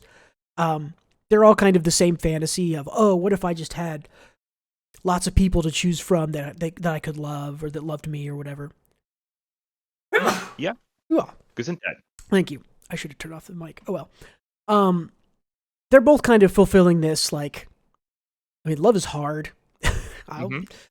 So, the fantasy of what if love was easy, and what if the hardest part of love was choosing who you loved the most instead of finding anyone at all to love you or go on a date with you or be involved with you. I understand that. That's a fantasy that most people have and can relate to of, boy, what if something that was really hard was just easy? It's the same, fantasy in general, right? What if being powerless in this world was suddenly powerful in another world in Isekai? What if all of these things that tie me down to, to who I am now, my family and my money, what if all of those were just gone and I was in a new world, right? These are all wish fulfillment fantasy things that I understand. And they all do have negative consequences of going too far or being too fantastical or disconnecting from reality so much that it harms, in the case of harem, female people in general, girls, whatever you want to say there, they can be harmful. So yeah, And you know what? fantasy is a You said it tough right. tightrope to walk, I will say. Yeah, and it's interesting, right? Because you said you're right. Like all of this is kind of wish fulfillment in a way. Yeah. Like I it might be unfair of me to like read a chapter of One Piece and say that was amazing writing, and then call something else cringe, right? And it is innately unfair. But the fact of the matter is that when I read a harem manga, I feel when I read it, I feel like it's cringe because I feel like the author is like trying to pander to a specific type of person. To the And lonely otaku. I mean, that's yeah. yeah, I think you're absolutely right. I mean, those harem series are meant to draw in lonely men, lonely mhm, guys who will buy figures, who will be invested in their choice, their girl, and not choosing a girl is choosing the wrong girl. This happened with quintessential quintuplets also, right? Like even though one of the girls was chosen, I would still, if I had a conversation with someone, I'd be like, oh yeah, she wouldn't be the one that I would choose. I would have chosen this other. I would have chosen Itsuki, right, or whatever. But yeah, I mean it's I- and again, it's all subject. Like if you're and doing it I was about to say, in a healthy way, yeah, there's a level of that that's okay. I think your issue and probably my issue too, and most people's issue is how widespread and pervasive the harem genre is in general. I mean, there's at any given time tons of these being either published in anime or manga or whatever. And the ones that I mean, like, I'm trying to think, are there any quality harems? I would say mhm. I think the Bakemonogatari series counts as a harem, even though it breaks a lot of the tropes of harems. And I think that's amazing. That's one of, if not my favorite anime of all time. I think Quintessential Quintuplets subverts the harem tropes a little bit, but also uh, plays into them straight up. I But I have think it's one. well written, and I don't think it's harmful in what it does generally. So those two, I'm sure there's others, but I can't. I'd have to spend some time thinking about it. I like Orin High School Host Club. I think it's a subversion on the harem genre in general. And It's it kind not. of it It's ends. just a gender swap, but No, you're wrong. It is. It's well written. It's a good comedy, and she ends up with one person at the end. yeah. It the host club is more so. It is a reverse harem, but none of them really like her, and she doesn't really like any of them. Well, There's to one romance, star. I right? mean, doesn't every harem star like? Oh, not all of them, but No, none of them like some of them do. I mean, two characters of the seven like her. So the only plot point is kind of a love triangle. yeah. I mean, I'm thinking But of quintessential quintuplets. Like the girls do not all like him immediately. They all like come to like him after a while, like about halfway through the series. So that's like again, that's why I will praise that series for being better than other harem stuff. But yeah, yeah, and yeah, that's why I think Orin High School is not really like none of them ever like the ones who don't like her, aside from the two I mentioned, never like her romantically. right, yeah. And vice versa. But either way, I think my issue with harem, trash, isekai, whatever it could be, uh, is and the reason I find it cringe is not because I think people who consume this media are cringe and like if they're feeling lonely or if they would We are like a, though, a different world. I'm not like escapism is healthy, right? Like fine, to a like degree. Yeah, I mean, yeah, to a degree. again, escapism, fantasy. It's a tightrope. It's a tightrope act. To clarify, what I find cringe is when I can see past the veil too much and I can see that the author's intent is surface level.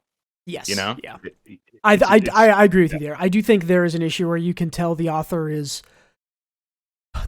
putting themselves in the story, in the main character's thing, and saying, "Wow, I wish. What if it would be a dream if all these different types of girls or people liked me or whatever."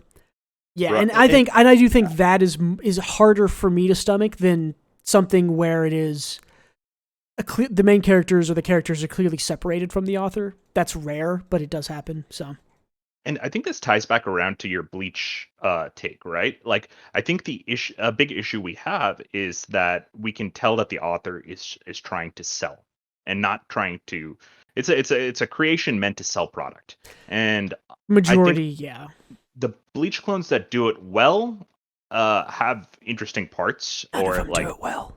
love put into it. Like I think even Bleach had had good parts, right? But I Yeah, think yeah. the worst of it is when they go back into the status quo, and you can see the intent of of where it feels like it's playing it safe and pushing product, Yeah. and I think that's a frustrating thing. So you mentioned something about Oran host high school club or whatever that I was Uh huh. thinking about with quintessential quintuplet. So let me ask the question: do you think if a harem or harem adjacent romance story, do you think if it ends with the choice of a single character, does that redeem it at all, as opposed to a full harem ending? Yes, Okay, I am. in my opinion, yes, yeah. Yeah, I would agree. I think that I think that ending a harem story with a harem ending is the one. It's a cop out, especially when a lot of the fun is choosing the person you're rooting for and hoping they win. When everybody wins, Mhm. nobody wins, and that's not fun. Right. Alternately, it brings back a little bit of the reality to the fantasy of, hey, I mean, I know that there's people who are poly or whatever that have those kinds of relationships. It's exceedingly uncommon, and most people consuming these are going to stick with one romantic partner, Or and so zero. or zero. Yes, most of us will be sticking with zero romantic partners. Um, but I do think that having the quote unquote reality of, hey, I just actually have to choose one of these people who I like the most by the end of it redeems them a little bit, right? Shows you that, okay, it was all fantasy, you had fun juggling 9 girls, but in the end, we're going to bring it back to reality. He does have to choose the one he likes the most, etc., etc. So, I think it makes it better for sure. And yeah. actually, I thought of one more harem that I actually liked a lot, and he picked a girl at the end. Uh, you might have read it. It's called The World God Only Knows.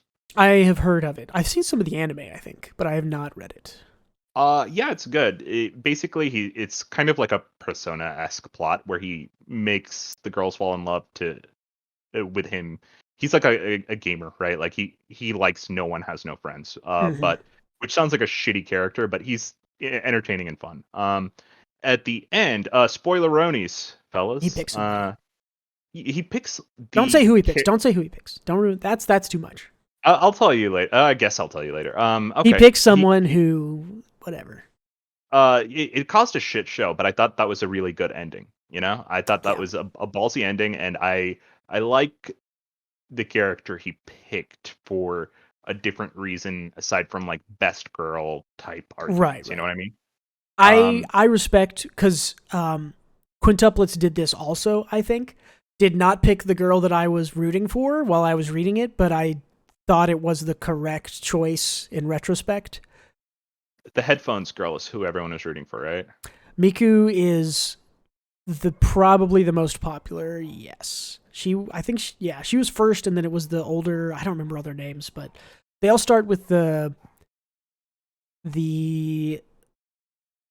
because they're literally named like one two three four and then something else on their name because Mm, it's because Yotsuba is 4 and I think Yot or Yotsu is 4. I don't know.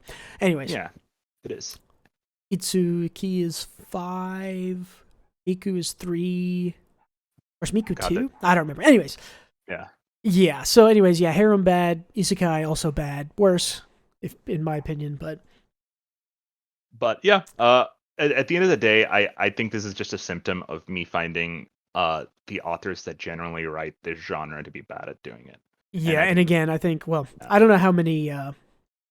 I'm sure there are some. I've never read a shojo or josei harem. I know they exist. My guess is they're about the same as you know, as the yeah. male lead, female harem. It's going to be the same kind of wish fulfillment at least. And yeah, let's hear one more from you, and I have one I read that I think we should just briefly discuss at the end. But Okay. go ahead I'm and going to do one that I will hear no arguments on, and that's that JoJo is not a well written series. I don't care if he's a Discovery writer or not. That series is all over the place and dog shit, and the powers are random, and there's no consistent anything, and the story is all over the place. I will hear no argument. So let me go on to the last one. Let me see. Man, we talked a little bit on the podcast in the past about how I don't think any manga makes a good anime with very, very, very few exceptions. Um, I think Or better, you mean? no, even good. Even I good. do not think that an anime That is a very hot improves a manga.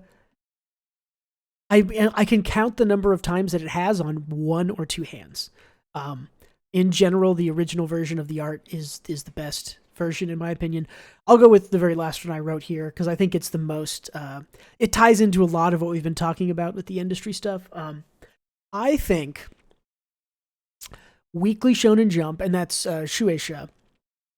The fact that they own so much of the, at least monetarily and sales figure wise, the fact that they own so much of the manga industry hurts the industry a lot. That might not necessarily be a hot take, but that is something I don't hear people talking about. I don't hear people talking about breaking up Shueisha or something like that, right? In the way that the DC of the 90s who almost put Marvel out of business was kind of talked about, right? Like it's almost that level. I mean, we look at sales stuff every week, and pretty much every single week, at least 5 and at most 10, or maybe at most 9 of the top 10 best-selling series are all owned by the same company. And if you look at the top 20, 30, 40 series, it usually gets even higher, right? It's usually looking at somewhere between 65 to 85% of the highest manga sales, which is the majority of the money in manga, is going to a single entity, is going to Shueisha, right?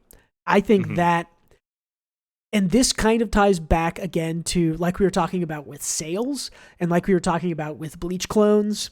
That causes, specifically Weekly Shonen Jump, right? The biggest single manga publisher magazine around. It causes them to not take risks. And that means that we get a lot of bad series in WSJ. And I think WSJ is looking for the next Demon Slayer or Jujutsu Kaisen, right? They are looking for the next Bleach clone. This is why we get Dororon or whatever. That was a Bleach clone also. That's why we get stuff that's just not good because they go, whoa, this looks like, this checks all the same boxes that Demon Slayer, that Jujutsu Kaisen, that, Bleach or whoever have checked in the past. If we take a bet on this and it turns out as good as those, we've made millions of dollars or billions of yen or whatever you want to say. And so they don't take risks. WSJ will never, they will quote me on this, they will never find something as good as Full Metal Alchemist or her new thing, Yomi no Sugai. They will never find something like that because they are not looking for quality. They are looking for what's going to make them the most money, what could be a smash hit, what's going to make a good anime in 2 to 3 years if it gets picked up. And I think that harms the overall. If you ask someone's opinion on anime of the last year or two, I guarantee you they can't talk about 3 series without bringing up something that came from Shueisha, right? They're going to talk about Jujutsu Kaisen, Demon Slayer, Spy Family, Chainsaw Man, right? All of these are Shueisha. You have to pretty much go to Attack on Titan as like a really big series before you get to something that isn't Shueisha, as far as like a big money-making series. So anyways, basically they're nearing, they aren't a monopoly because I don't know the actual percent that they actually sell, though it is a lot, but I just think that their corner and their reach, and especially their reach when it comes to anime adaptations, because if you are published by Shueisha for more than 2 or 3 years and you sell pretty well, you get an anime, like almost without fail. And they have the money to just do that. And other things do not, when maybe other things could or should be getting anime. Anyways, I just think that it is a problem that Shueisha owns all of the largest selling thing, all of the largest, modern, especially of the last 5 or 10 years. They own all of that. And I think it's a problem that they aren't really investing in smaller stuff. I think that they used to with Jump Plus. I don't think Jump Plus of the last year or two has been as daring as it was previously with stuff like Fire Punch. I would. This is a complicated one, right? Because you have a lot of good points. And I talked for like Uh, 5 minutes, so yeah. it, it to address it, all in all, I would disagree. I think they're a net positive to the industry, but your points are not incorrect. You're completely right. They do stifle creativity in order to make more money, but they have what they have are consistent products to capture a certain audience. And I think there's a reason why a lot of people got into anime and manga through stuff like Dragon Ball, Yu Yu Hakusho. Nowadays, maybe Demon Slayer is huge. JJ. A lot of people got in with JJK. Or I think Chainsaw Man now, yeah. it's just they streamline and make this product while uh, it doesn't have like a lot of heart. It might sell incredibly well. You know what? And it captures a young audience who didn't know a medium like this existed into investing more. I think In the West, uh, for sure, that's true. in the Yeah, I West, think in that's the less West. true in Japan, where they still make the majority of their money. But yeah, in the West, for sure, they are more responsible for introducing people to anime with the fact that they make what is essentially Marvel. They're kind of the Disney slash Marvel uh of manga and anime, right? Hmm. They don't take the big risks. They make the generic. They're formulaic, right? Marvel movies have this formula. They're all kind of samey, even when they're a little bit different. Like, oh, this Doctor Strange movie is a horror movie. Like, no, it isn't. It's just another Marvel movie, right? Like, Right. sorry, this new shonen in Weekly Shonen Jump is completely different. It has horror influences. No, it doesn't. It's just Bleach all over again. Sorry, it's the same formulaic thing. So, and we've talked about my disdain for Marvel and Disney in general. So I have the same sorts of feelings for what WSJ is doing. I wish that money was allocated to other, better, smaller, more brave, more pioneering type publications. But I think that all artists feel that way, right? I'm not calling myself an Yeah. artist, but I think all people who are involved in an art scene know that the money goes to the wide, broad appeal, not the people who are really pushing the medium, not the people who are really doing the best work, but the people who are doing good work in a wide-reaching way. And so that's kind of, I understand it, and I don't think this is too much of a hot take. Maybe my big hot take is just break up Shueisha. I think Shueisha should be made into two different publishers. That might fix the problems right there. Who knows? Probably it would just lead to whoever gets the Weekly Shonen Jump half. It has all the big stuff, and the other Hmm. half has everything else. But I mean, they have 6 or 7 magazines, right? I mean, there's they have a monthly one. They have monthly. They have maybe not a biweekly, but they have another just separate one that does more romance stuff. And anyways, yeah, I I, don't know. I I think at the end of the day, right? It, this puts butts in seats. It's like there's a reason the two of us went to go see Doctor Strange and we didn't see Marriage Story in theaters, right? Like, Yeah, it's I think the money for a multitude of reasons is just not there for either things that are too artsy or things that are pushing a genre no, because yeah, I that's agree. I always agree. inherently a risk. And I agree, it's a shame. It's a shame that because like we were talking about, there's a reason why people make trashy isekai or easy romance manga. It's because it's safe, it sells well, and you're not taking too much of a risk putting one in your magazine, right? At the very worst, it'll be a middling sales number. Um, and yeah, it's a shame, but you're right. It happens with all art. Yeah, I have a it leaves a bad taste in my mouth when I think of Shueisha and of Weekly Shonen Jump as the sort of bastion of that generic, middling action Marvel esque type stuff. But on the other Hmm. hand, they publish Akane Banashi, which is amazing and artsy and artistic, and I love it. So I can't be too mad. Um, did you Yeah, have it's one great. more, or did you want to look at other trash takes? This is the one I got from that thread, Oh, and I okay, think okay. I think if you're good with it, we can talk on this one and wrap it up. Yes. Is this like a true trash take, like a really bad trash take? Because No, it's an interesting one. okay, Because I don't know. I think I know where you'll fall on it, but I don't know if everyone will align on this one because it's worded a little bit. interestingly, and I'm just going to abridge it for this. Basically, they said if you haven't gone back and watched slash or read older anime or manga, then your opinion does not matter as much as someone who has. What do you think on that? I have, to tie this back to something we were talking about, I have had this conversation about Lord of the Rings with my aunt who I was talking about previously. Because I have not read Lord of the Rings. Because when I tried to read Lord of the Rings, it is not written in a way that jives with me, and it is not does not have modern prose. I would say when you say their opinion, quote unquote, I think it depends on what opinion they are providing. I think if they're saying something like Chainsaw Man is the best anime ever made, then yeah, their opinion is less valuable if they have not seen, Cowboy Bebop or Trigun or even Steins Gate, right? Which is 15 years old this year, by the way. And I assume I can reword it in this way, right?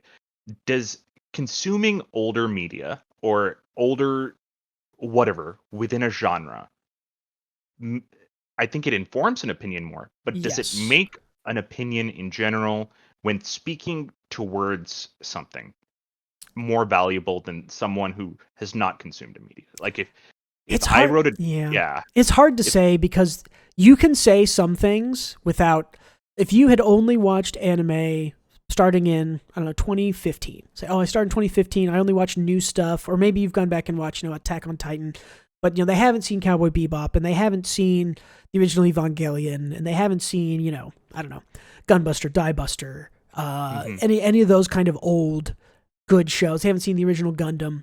Again,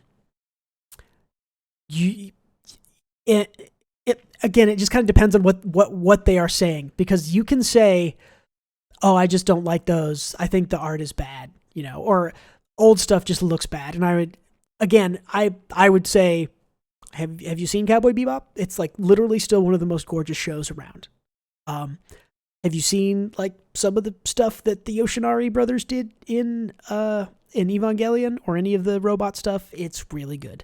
And I think the intent of this poster was to talk about credibility, right? So say like something we haven't read, like Undead Unluck, just a random example. We haven't read it.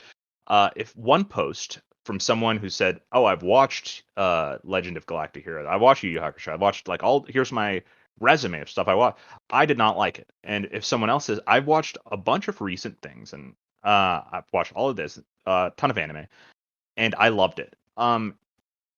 Not knowing either of these people, in my mind, I would lend more credibility to someone who has explored more of the medium. It's kind of like how I feel about art, I don't know. right? You can't just look at modern art, or you can't just read books that came out in the 2000s.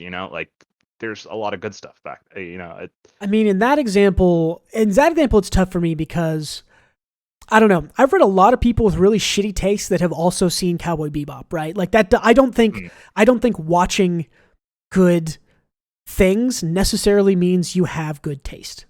So in your example, I do not think that consuming older media necessarily makes your like recommendation or review opinion any more valid. I think you could only watch stuff from the last 5 or 6 years and see some of the best animation we've ever seen on screen in anime. I think you could only read manga from the past 8 or 10 years and see some of the best writing we've ever seen. But the second you come at me with an opinion about anything that ends with "of all time" or uses the word "influential" or uses, best or better than, old, or anything like that, then it kind of falls apart when you haven't fully explored the medium or the genre. Now, that being said, no one can ever fully explore anime or manga, and there's just because if someone has consumed all the same series I have and they've watched or read Astro Boy, right, from the 1950s, that doesn't suddenly mean that their opinions or tastes matter more, just that they've gone and read more about it. It's I tricky, understand. right? Yeah. It is tricky because I understand what this person is saying. This person is saying there's all these new fucking kids reading, getting into anime. All the kids are into anime, and I hate them, and they have shit taste because I don't like anything that's come out because I don't watch anime anymore because I read manga, and I understand that feeling because I am that guy to a degree. Now I am not that guy because I love that more people are watching anime and reading manga. Me too. But I do think that people who think that Jujutsu Kaisen is like the best thing ever, or people that think that Demon Slayer storytelling is good, I would say no, you are wrong. And I can point you to older series that have much better stellar storytelling that are similarly set up, but And I think that's why it was such a hot take, because it innately comes off as kind of ageist, right? It's like, well, and very very superior, like, as I know better. I have seen these old things, and I am an old guard. That person is 35 to 45. They had to pirate Evangelion in the early 2000s on VHS from a friend. They struggled and were made fun of. I've met and talked to these people. I know these people who are covetous of their fandoms, right? They think that they had to struggle and they liked it first. It's the very hipster thing of I liked it first. I liked the old stuff. Right? Technically, that's me. I just don't have an elitist attitude about it. But I do see some like the reason is I think there was some good discourse over, like, not like, oh, you haven't watched this much as me, fucking casual, your opinion doesn't matter. I think the discourse over, like, if you think about someone who reads a lot and they give criticism on a book, but they haven't read anything before 2010, I think that innately makes them lose a little bit of credibility in whatever way. Whereas if they say that to you, I think a little bit of credibility is reading's lost a little different in my opinion, because the diversity and presence of books, even in a 13-year span, is, if someone told me I will not read a book prior to 2010, I would say you will never run out of books to read, and there will always be good books. There's probably a good book being published maybe not every day, but I would say every week. There's probably a really good book coming out. Every week or two, you could read a good book. I don't think anime and manga quality comes quite that fast, especially because you're building things a chapter or an episode at a time. I don't know. Yeah, I do. I mean, I understand the angle, because if someone comes at me with like, oh, the greatest mech battle ever was in, the newest Gundam, Witch from Mercury, I would be like, no. Have you seen Evangelion? Like, have you seen Giga Skybreaker Galaxy Spin? Have you seen Tengen Toppa Gurren Lagann? Which is not even that old. I guess it's like 14 years old now, but yeah. I mean, that's just, it's one of those things where I don't know. Yeah, exactly. The second I have a problem the second anyone tries to make a claim of best of all time, or can't be beat, or this is amazing, or this is so good, this is the best. Anything that says this is the top without a breadth of consumption is I'm always going to push back on that with, you need to watch more, you need to go back and consume some older stuff. I mean, so you think it's mostly when it comes to hyperbole or generalizing, right? Or not even hyperbole or generalizing, but any claim that someone that's only consumed recent things, that something is the best or the top, which I guess is maybe a version of hyperbole. Like, I think that the issue for me is not that they only, because I feel like you can consume a lot of high quality stuff. That's great, right? But yes. I feel like if you're going to do a criticism, or I think influence matters a lot, right? Influence and author mindset and intention matters a lot. And I think there's a lot of historical stuff that influence modern stuff that matters in terms of criticism or discourse regarding any kind of art, So I think that's where I stand on it. I'm going to go find a tweet I sent, because a couple of weeks ago, someone had a thing and they were asking about, I don't remember, I'm going to try to find it. They were talking about 90s anime versus 2000s anime. And I had a discussion with them where I talked about there is a this is maybe something we'll bring up later. There is a time in anime that happens around 2005, 2006, sort of 4, 5, 6, 7, 8, like right around in that area where anime kind of swaps from being older into more modern. And pretty much I would say everything past 2008 I would call a modern anime. They all sort of have the same season breakdown. So for instance, Clannad comes out in 2005.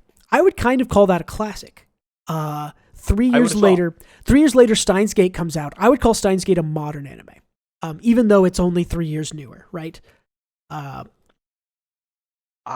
would consider something like Gurren to be like Gurren Lagann I would consider modern because Gurren Lagann I think was 2009 or 10, maybe 11 even. But was it? Okay. Yes, but again, but Evangelion is classic and is from a previous era. Evangelion is classic. Cowboy Bebop, Trigun, those are classics. Those are from an older section.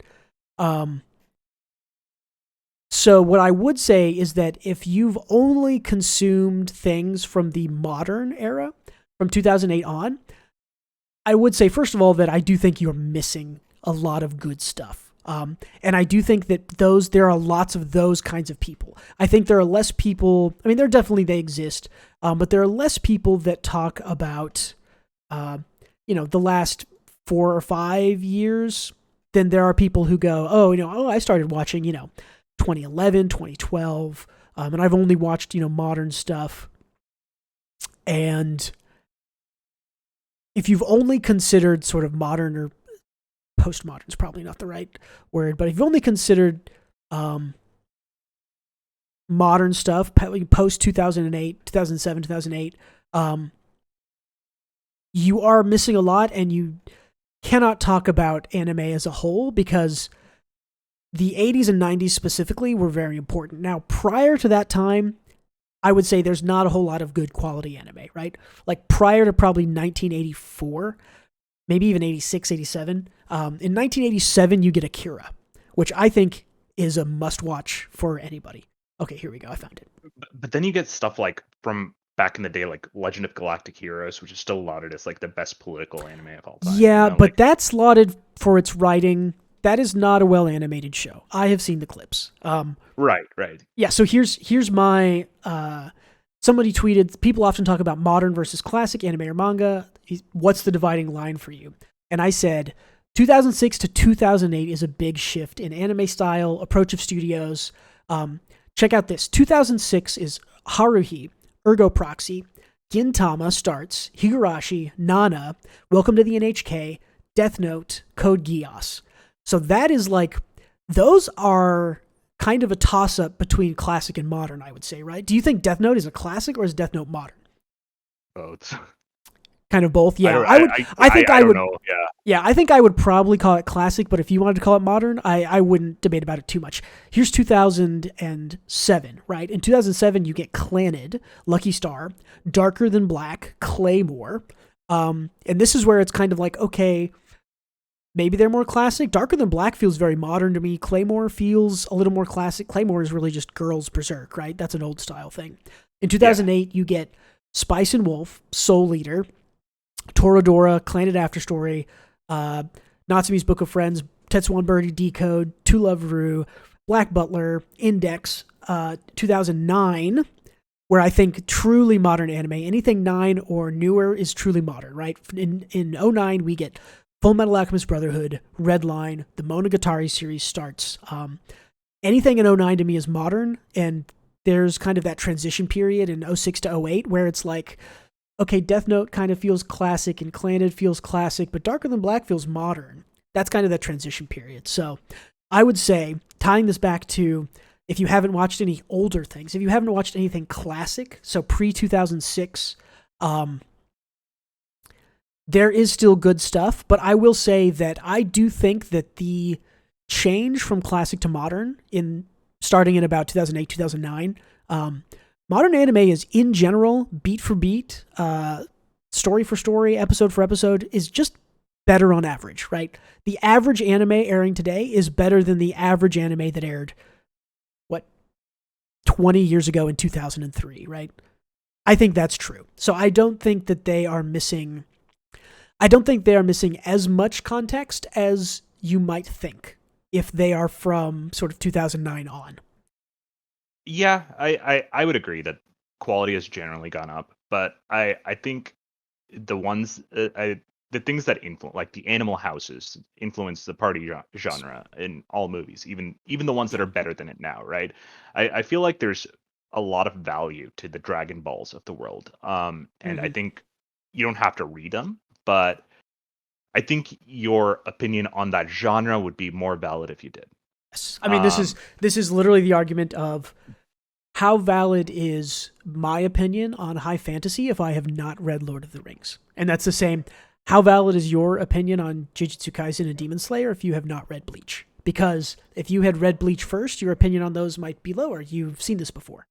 So, yeah, there's definitely something to be said of reading the original. Now, I would also argue that the first version of a sort of well iterated on trope or thing is often not the best. I do not think The Lord of the Rings is the most well-written fantasy story ever.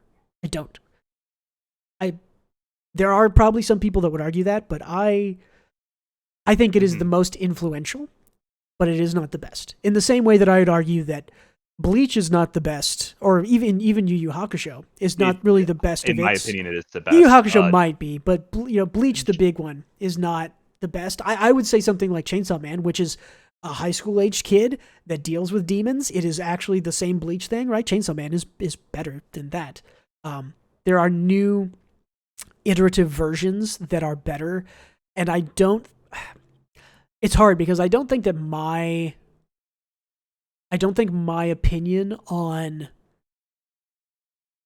Chainsaw Man being influenced by something like Bleach is affected too much by not having read all of Bleach.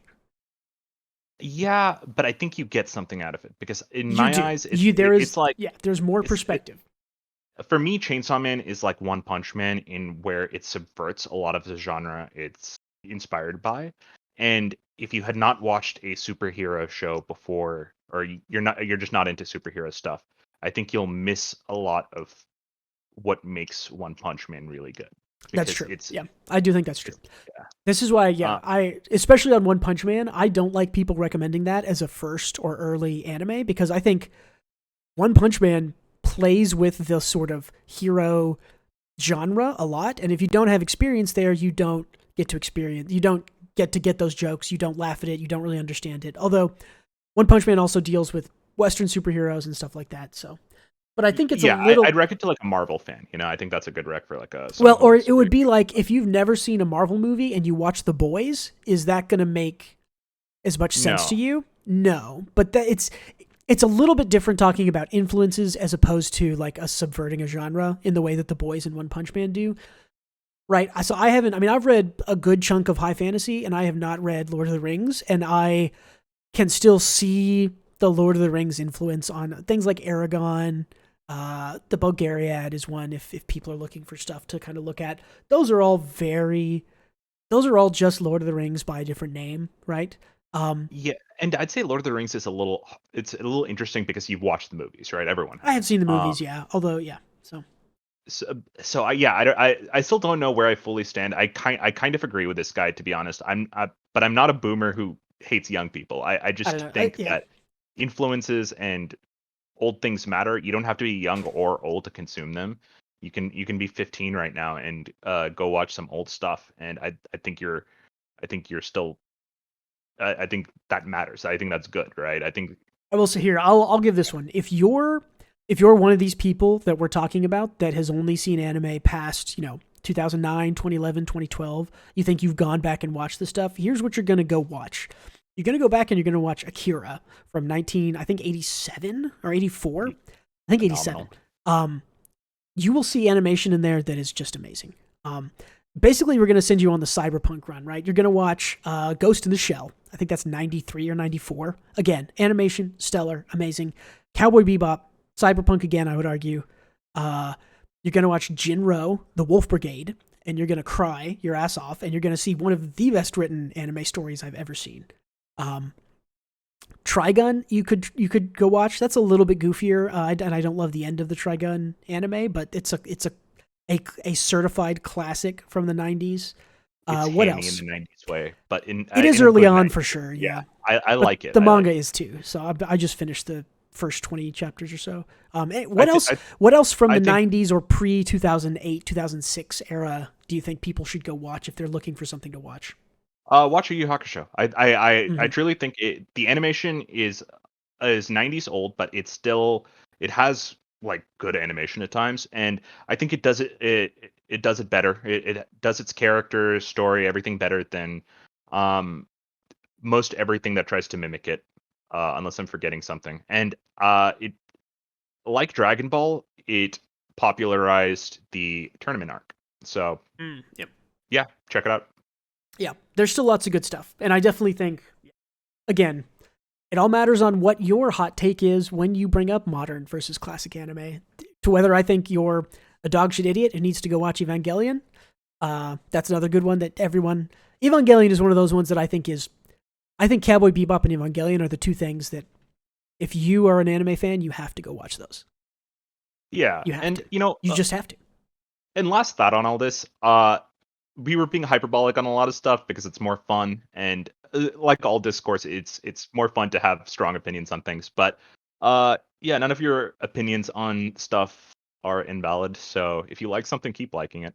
Yes. Just because I hate harem shit and you like it, doesn't mean I'm right. You might be right. Who knows? There is no right or wrong in opinions. You are allowed to like what you like. You like harem Uh, and you're a lonely 30-year-old neckbeard, all power to you, bro. We're happy to have you. Donate to my you, Patreon. yeah, you just took my point and then you shit on them, and I like As that. it's the hot take special. Yeah. It's the hot take special, Yeah. Gautam. You can't give him a moment to let up. Are you a Yeah. lonely harem loving 30-year-old neckbeard? Pay This me is a $3 toxic a month. relationship, Pay man. me $3 a month, and maybe the next episode I will give you a compliment instead of absolutely shitting down your throat. Yeah, it's not bad being parasocial if you pay us money, right? uh, No, but yeah, give us your hot takes. If you think of anything, just yeah. hit us up. You know where Hit to me reach up on us. Twitter, WGB Manga, or if you're a Patreon, leave a comment on the Patreon. Find one of my YouTube videos and say, hey, I just listened to your hot take special, and I want you to know that everything you said was wrong, and here's mathematical evidence proving all of it wrong. I would love to see that.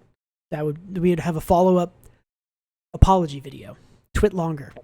I'm sorry for everything I said on the hot take special. Nothing was correct. All of my sales figures from Wikipedia are wrong. And yeah, I don't really have any public social media because I don't want to face the consequences of my actions. You can So, absolutely tweet at Gautam, at WGB Manga. This tag is for G Dog, and I will read it off to him so that he sees it. No, I just want to say stuff without having to face the consequences. Absolutely. Be a cog in the machine without taking any of the repercussions. I understand. Yeah, the dream. Dream. So yeah. Alrighty. Cool. That's the hot take special, you guys. That's 2 hours of absolutely demolishing things that you love and that I love. I feel a little defeated right now. How do you feel? I feel like there's something that I really love in anime and manga, and it's like I feel bad about it right now. I feel fucking great. I think my shit opinions are still mine. And no one can change that because I refuse to change. Yes, same. Yeah. Can you no, change? I'm gonna look, and can you change my mind on any of these?